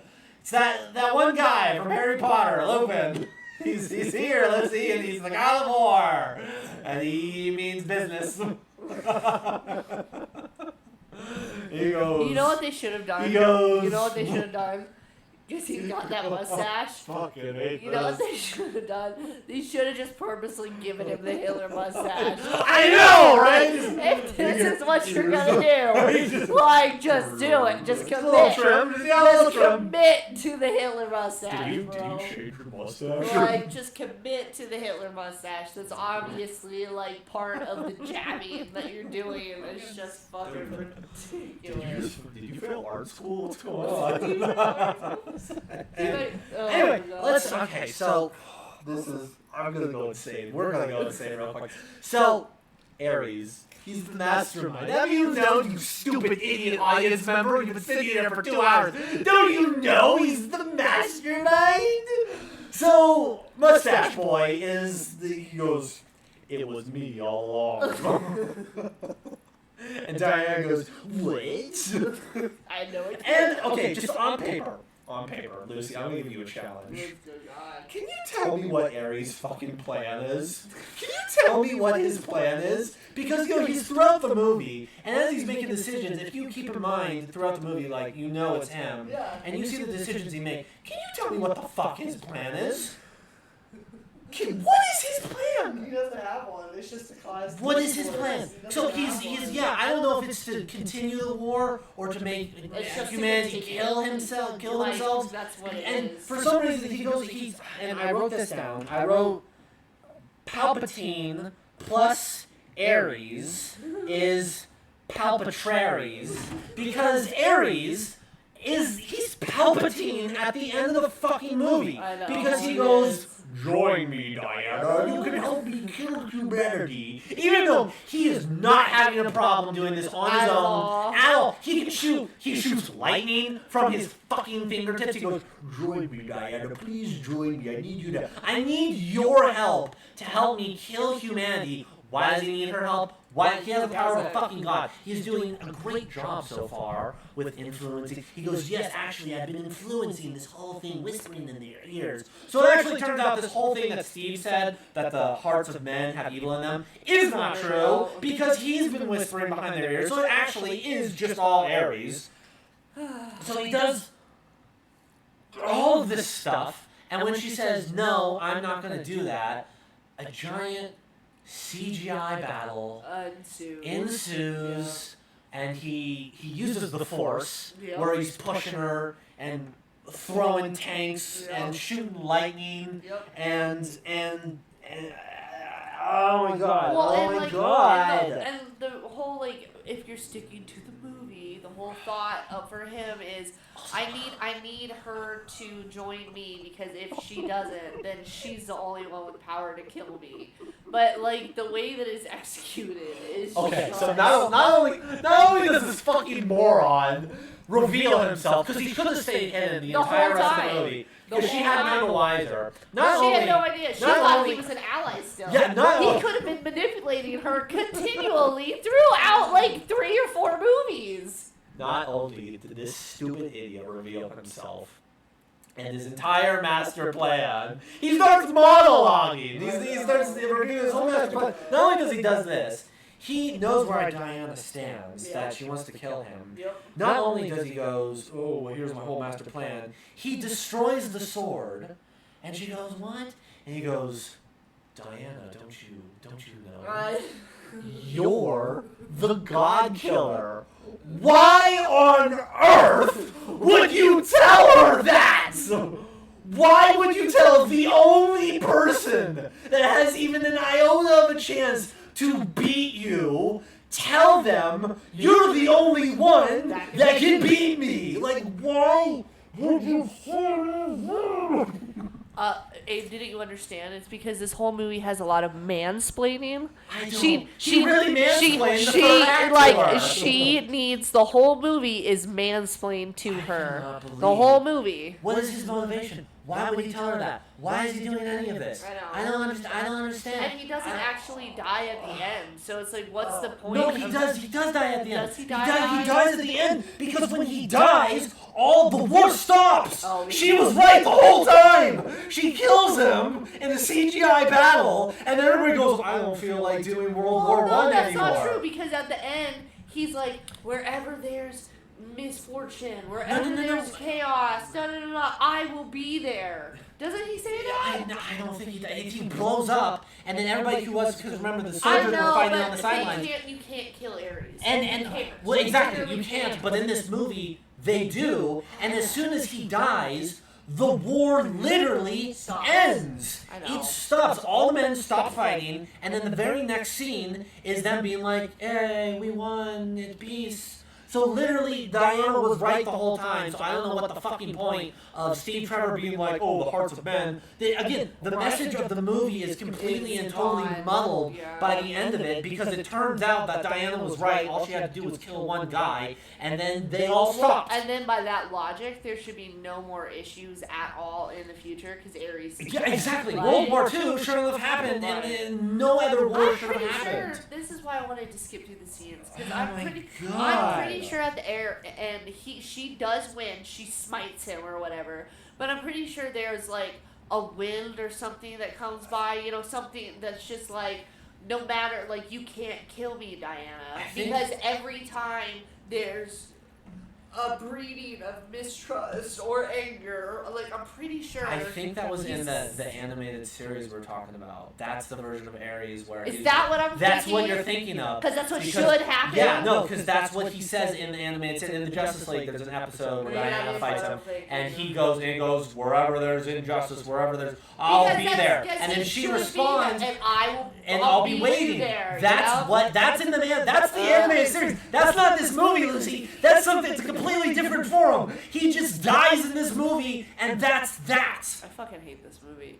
Like, how can you do that? It's- how can you take a concept again? You're taking maddening. You're And on top of taking this- all these amazing conceptual ideas, and you're making them so literal that it takes away all their meaning. So I just went on a little rant, okay? Yes. I went on a little rant. So this, and again, how multi-layered this God.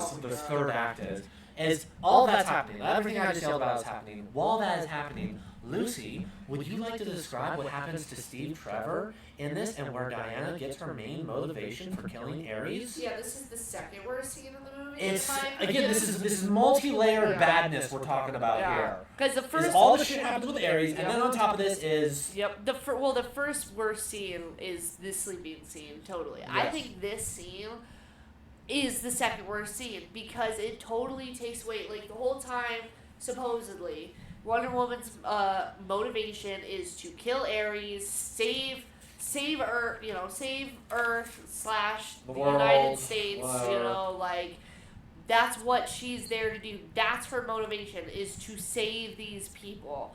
Well, she falls in love with Steve Trevor. Literally, they wake up the next day. That town is destroyed. She's like, oh my god, we're totally screwed. And Steve takes off because she's fighting this stupid monster. And she has, what's that called? Tinnitus, because she just got blown up. ringing in her ears. Right, so she's got the ringing in her ears. And they do the whole dramatic scene Babe, I love you. of Trevor coming up saying, I love you, I got this, I'm gonna go. I'm gonna give you my watch that we made a dick joke about in the beginning of the movie. Yes. which then you saw matched your small dick joke. Haha. Like, so then he goes off to shoot down enemy pilots. Well, he gets on the same plane as the. Is it what? He shoots It's a giant. something down. It's a plane that's filled with all that poison toxin, and they're gonna go Oh yeah, that's right. kill That's somebody right. with So it. they're So they're he gonna jumps on the plane. and takes the plane. Yes, down. and he takes the plane. So he gets on an enemy plane with the people. Right, he does some super awesome spy shit, because he's the only one that can do that in this movie, apparently. And he gets on the plane, knocks everybody out, does the big heroic thing, pulls a Captain America, blows up, Yeah, he falls- blows himself up in midair. falls into, a soldier's death. And then she dies. I want to add, as he's blowing up, she is being restrained by Ares takes a bunch of tracks from a tank, and ties her up with it. Yeah. So she's literally Restrained. she's restrained. She can't move. She can't move. She can't do it. She doesn't have the power to get out of this. There is no Get out hope. of this. Right. There is no hope. It's the scene where like everything is closing down on the main character, and that's what's happening. So then she sees him explode, has a huge emotional break, and because she has this blast of emotions, all of a sudden her new powers are unlocked because she finally got dick down. So now she can be the full woman that she's supposed to be. She does get her motivation. I will say, okay, so again, I'm fine on the basis of a character becoming super powerful after the death of a loved one, because that can be really badass if you do it right. Right. But the way they execute it in this movie comes off that she is only empowered to beat this guy because Steve Trevor gives her that ability. Well, because again, and even Steve Trevor in the movie, I do not understand why they had him die the way that he did, because he could have easily jumped out, put a parachute on, Yep. put a stick of dynamite in it, Yep. jumped out, Yep. lived, or flown the plane, to the coast. You know what would He could have done something. You know what would have been? It just seemed easily avoidable. What would have been good is if he would have jumped down with the parachute. It explodes. It eats his parachute, and Yeah. you think he's gonna die in the ocean. And then Diana saves him again to recreate the scene that happened in the first movie. But now Or the instead first of scene, yeah. right, instead of it being like, oh, who are you? It's, oh, thank God, I'm now looking up to you as the person that's gonna help with this situation. It also takes away their entire relationship that does eventually build. They have a relationship that eventually builds, but you don't give it any of that. Like, you could have had him, like, in the second movie, you could have had these storylines lying Lucy, I don't want to break the seal. You know your biggest gripe with this movie is Steve Trevor's around. Yes, I hate him. I think God he's gone, honestly. The second movie, he's totally back. Ow! Ow! He dies! The plane blew up! I saw what happened! He's back, baby! He's back and No, he's he's better than Lucy, No, he's not. Lucy, I just saw your heart drop. I'm not even fucking with you right now. He's No. back. He's back for another 2.5 hours. How? In the dumbest way possible. Lucy, I can't. Oh my How is he back? Like, is a living, breathing human being doing things? No! No! You are gonna hate the second movie. They have, okay, listen, I'm not even gonna spoil it, but they have another sex scene that's worse. I'm not even kidding. How? How could it be Lucy, worse? oh my How God. could it be worse, Abe? You're gonna lose your mind. Okay, so when we watch the second one, I'm just gonna have a notebook out so that like we can go directly. You have a into- notebook and a beer. Yeah, Lucy. we're gonna have to go directly into the next podcast and be like, all right, I am heated, and this is why. Lucy, Because it just doesn't make any. Okay, I'm gonna pause my anger for that because that. You're Lucy. It's I gonna be. I literally feel it bubbling, so I'm Yeah, gonna it's- ignore it for right now. You're gonna have But- to push it down, Lucy. Yeah, like, I'm really ignoring the bubbles right now. But I'm just saying, like, that whole movie, like, I don't have, and I really want to emphasize, I don't have a problem with her having a love interest. Just, I'm trying to do it through the lens of any good superhero movie. Batman, Superman, The Flash, Iron Man, Spider-Man, Iron Man, all of these great, great, great heroes, they have a love interest. And their love interest helps them. Their love interest pushes them through the movie. So I'm not upset about there being a love interest. That helps her and pushes her along. But his help is supposed to have her regain a sense of humanity and understanding the complexes of what it is to be in war and have other people. Like it's there for the sake of being there. No, and she takes a back seat They to it. literally make Steve the main character. Yeah. You cannot have anything in the movie happen unless Steve is there. That is a main character. Wonder Woman is the leading side character of this movie, and I can't not see it that way. What is it? Supporting actor, supporting actress, the one that's supposed to be supporting the main character? Yeah. Wonder Woman is supporting Trevor. Literally the only time she's fucking not is when he gets blown up and is supposed to be fucking dead.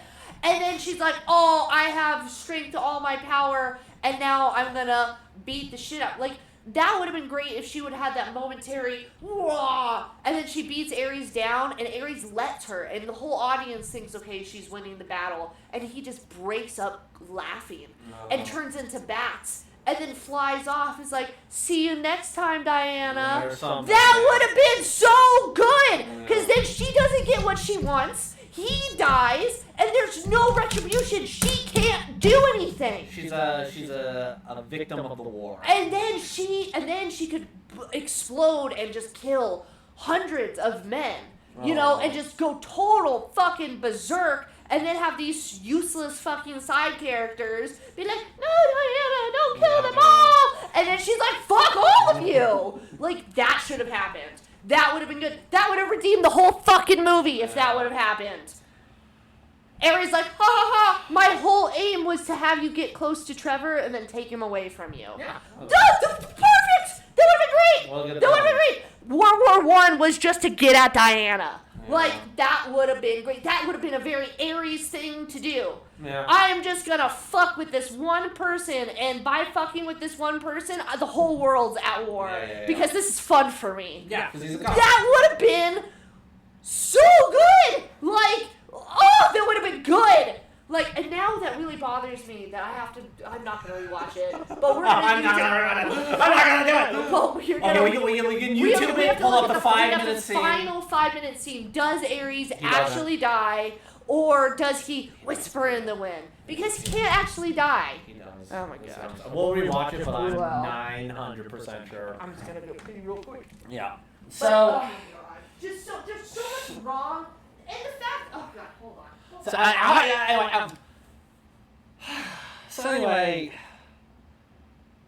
like we were saying, it's the third act is multi-layer bad. It's not just regular bad, it's advanced bad. And so they win the war by killing Ares. And she's all sad because Steve Trevor's dead. And then fast forward to the beginning of the movie. Where the archaeology scene, where we first start off and Diana's remembering all this stuff when Batman sent her the picture.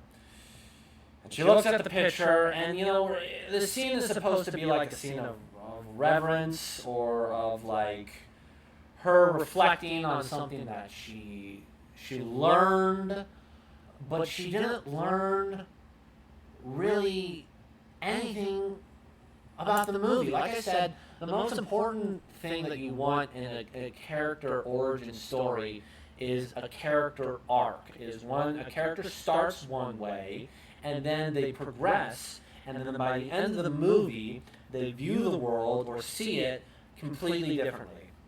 The message of the movie is completely muddled down because it turns out it was Ares all along, so she doesn't really see men any differently because he was persuading the hearts of men. She, I guess, formed a relationship with Steve Trevor, but there was no indication that she wasn't able to do that before she left the island. I mean, as soon as they met, they hit it off, so it seems like she had the ability to do that anyway. And at the very end of the movie, she, busts out of a rooftop or whatever, in all of her armor and everything. She looks into the camera, and she's all like, well, I'm still want to save the world, and I still want to do this. But she wanted to do that from the very first scene of the movie, is she always wanted to fight for the good of mankind and the good of humanity, and she doesn't move as a character. She is the exact same person as she was in the beginning. She doesn't learn anything. She doesn't grow. She is the same character, which is the death of an origin story. There's nothing to pull from this movie. She's not a character. I'm just reviewing. She's the same character she was at the beginning of the movie. Right, she starts the movie as I want to save the world, and she ends the movie with I want to continue saving the world. She doesn't view humanity any different. Which, as an overall arc, is okay because Batman. It's not an arc. Well, but that's what I'm saying is like, but okay, not an overall arc, but as an overall character feature, characterization. All I want to do is save the world. Okay, that's the same as Batman. All I want to do is stop crime and da-da-da. I'm talking about specifically an origin story. Right. An origin story, you need to start a character with this is how they are, and then they go through it, the hero's journey, and now they've learned something, they've grown, this is now who they are as an established character. So in the second movie, there's no question about who this lady is. Right. We've seen her grow from one state to another. And that for me is a big thing in an origin story is they have to go through an arc. Right. They have to go through. Iron Man, he starts out as a sleazy arms dealer. At the end of the movie, completely everything about him has changed. Right. He is the shield of the world. At the beginning of the Batman movie, there's all these flashbacks. He's this loner, angry person who doesn't know what to do with his anger. The end of the movie, he incorporates it in his personality and saves Gotham. Right. Spider-Man. He's a nerdy geek who doesn't know what to do, and because of his action, Uncle Ben dies. At the end of the movie, he saves New York, and that is what you're supposed to do in an origin story. Well, and I mean, I think a huge reason part of that is because they don't give her a chance to grow. They literally say, "This is Wonder Woman. She's great. She's not pretty, even a good she's representation perfect." of her. No, she's like, "This is Wonder Woman. This is who she is. This is how good she is. She's so good that she single-handedly stopped World War I," which.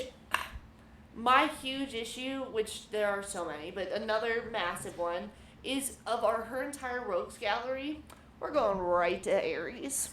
I know. Really? I know. Really? It's like right to Ares. Yeah. Why wouldn't you have Cheetah, which is an OG villain, be the first villain? She should be the villain. Or even Dr. Moreau as an individual villain. That should have been the villain of the story, is the Doctor. You are gonna hate the second movie. It's Cheetah the fucking bad guy. I'm gonna die. I'm gonna die. We need to stop talking about this because oh my god, are you serious? Yeah, you're serious. Oh my god. Oh my god. And they're gonna fuck Cheetah up hard. They're gonna fuck Cheetah up hard. They're gonna fuck it up hard because she's such a great character. I'll tell you one thing, Liz. You're not wrong. She's such a good character, and she's such a good repetitive character. Anyway, before we even, do you have any final thoughts about this? Trash fire. I feel drained right now. It's so bad. Because the more you dig into it, the more it's like, holy. Did you do anything right? They got two scenes right. I'll give you that. Yeah, but even the second scene gets ruined because it just there's so many huge issues with this movie. It is, which is so weird because when this first came out, I really loved it. And again, I didn't love it. I thought it was fine. I thought it was fine. I knew it was but terrible. on the second, and again, you're a bigger Wonder Woman fan, so you were just immediately right on scene with it. But it was this is fucking trash. No, yeah, the first time I saw this movie, I was like, no, it was pretty good. But then you watch it again, and you're like, what am I watching? Yep. What am I watching? Yep. And it's terrible.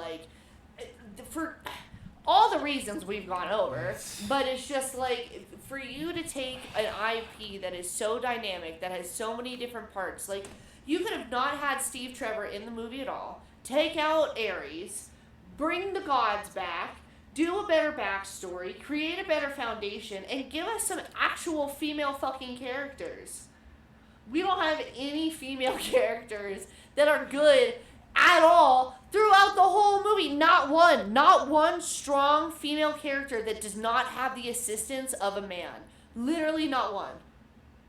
I was supposed to leave for Bible studies like 30 minutes ago. No, it's too late. We're into it, Lizzie. It's too late. It's too late. Well, Shit.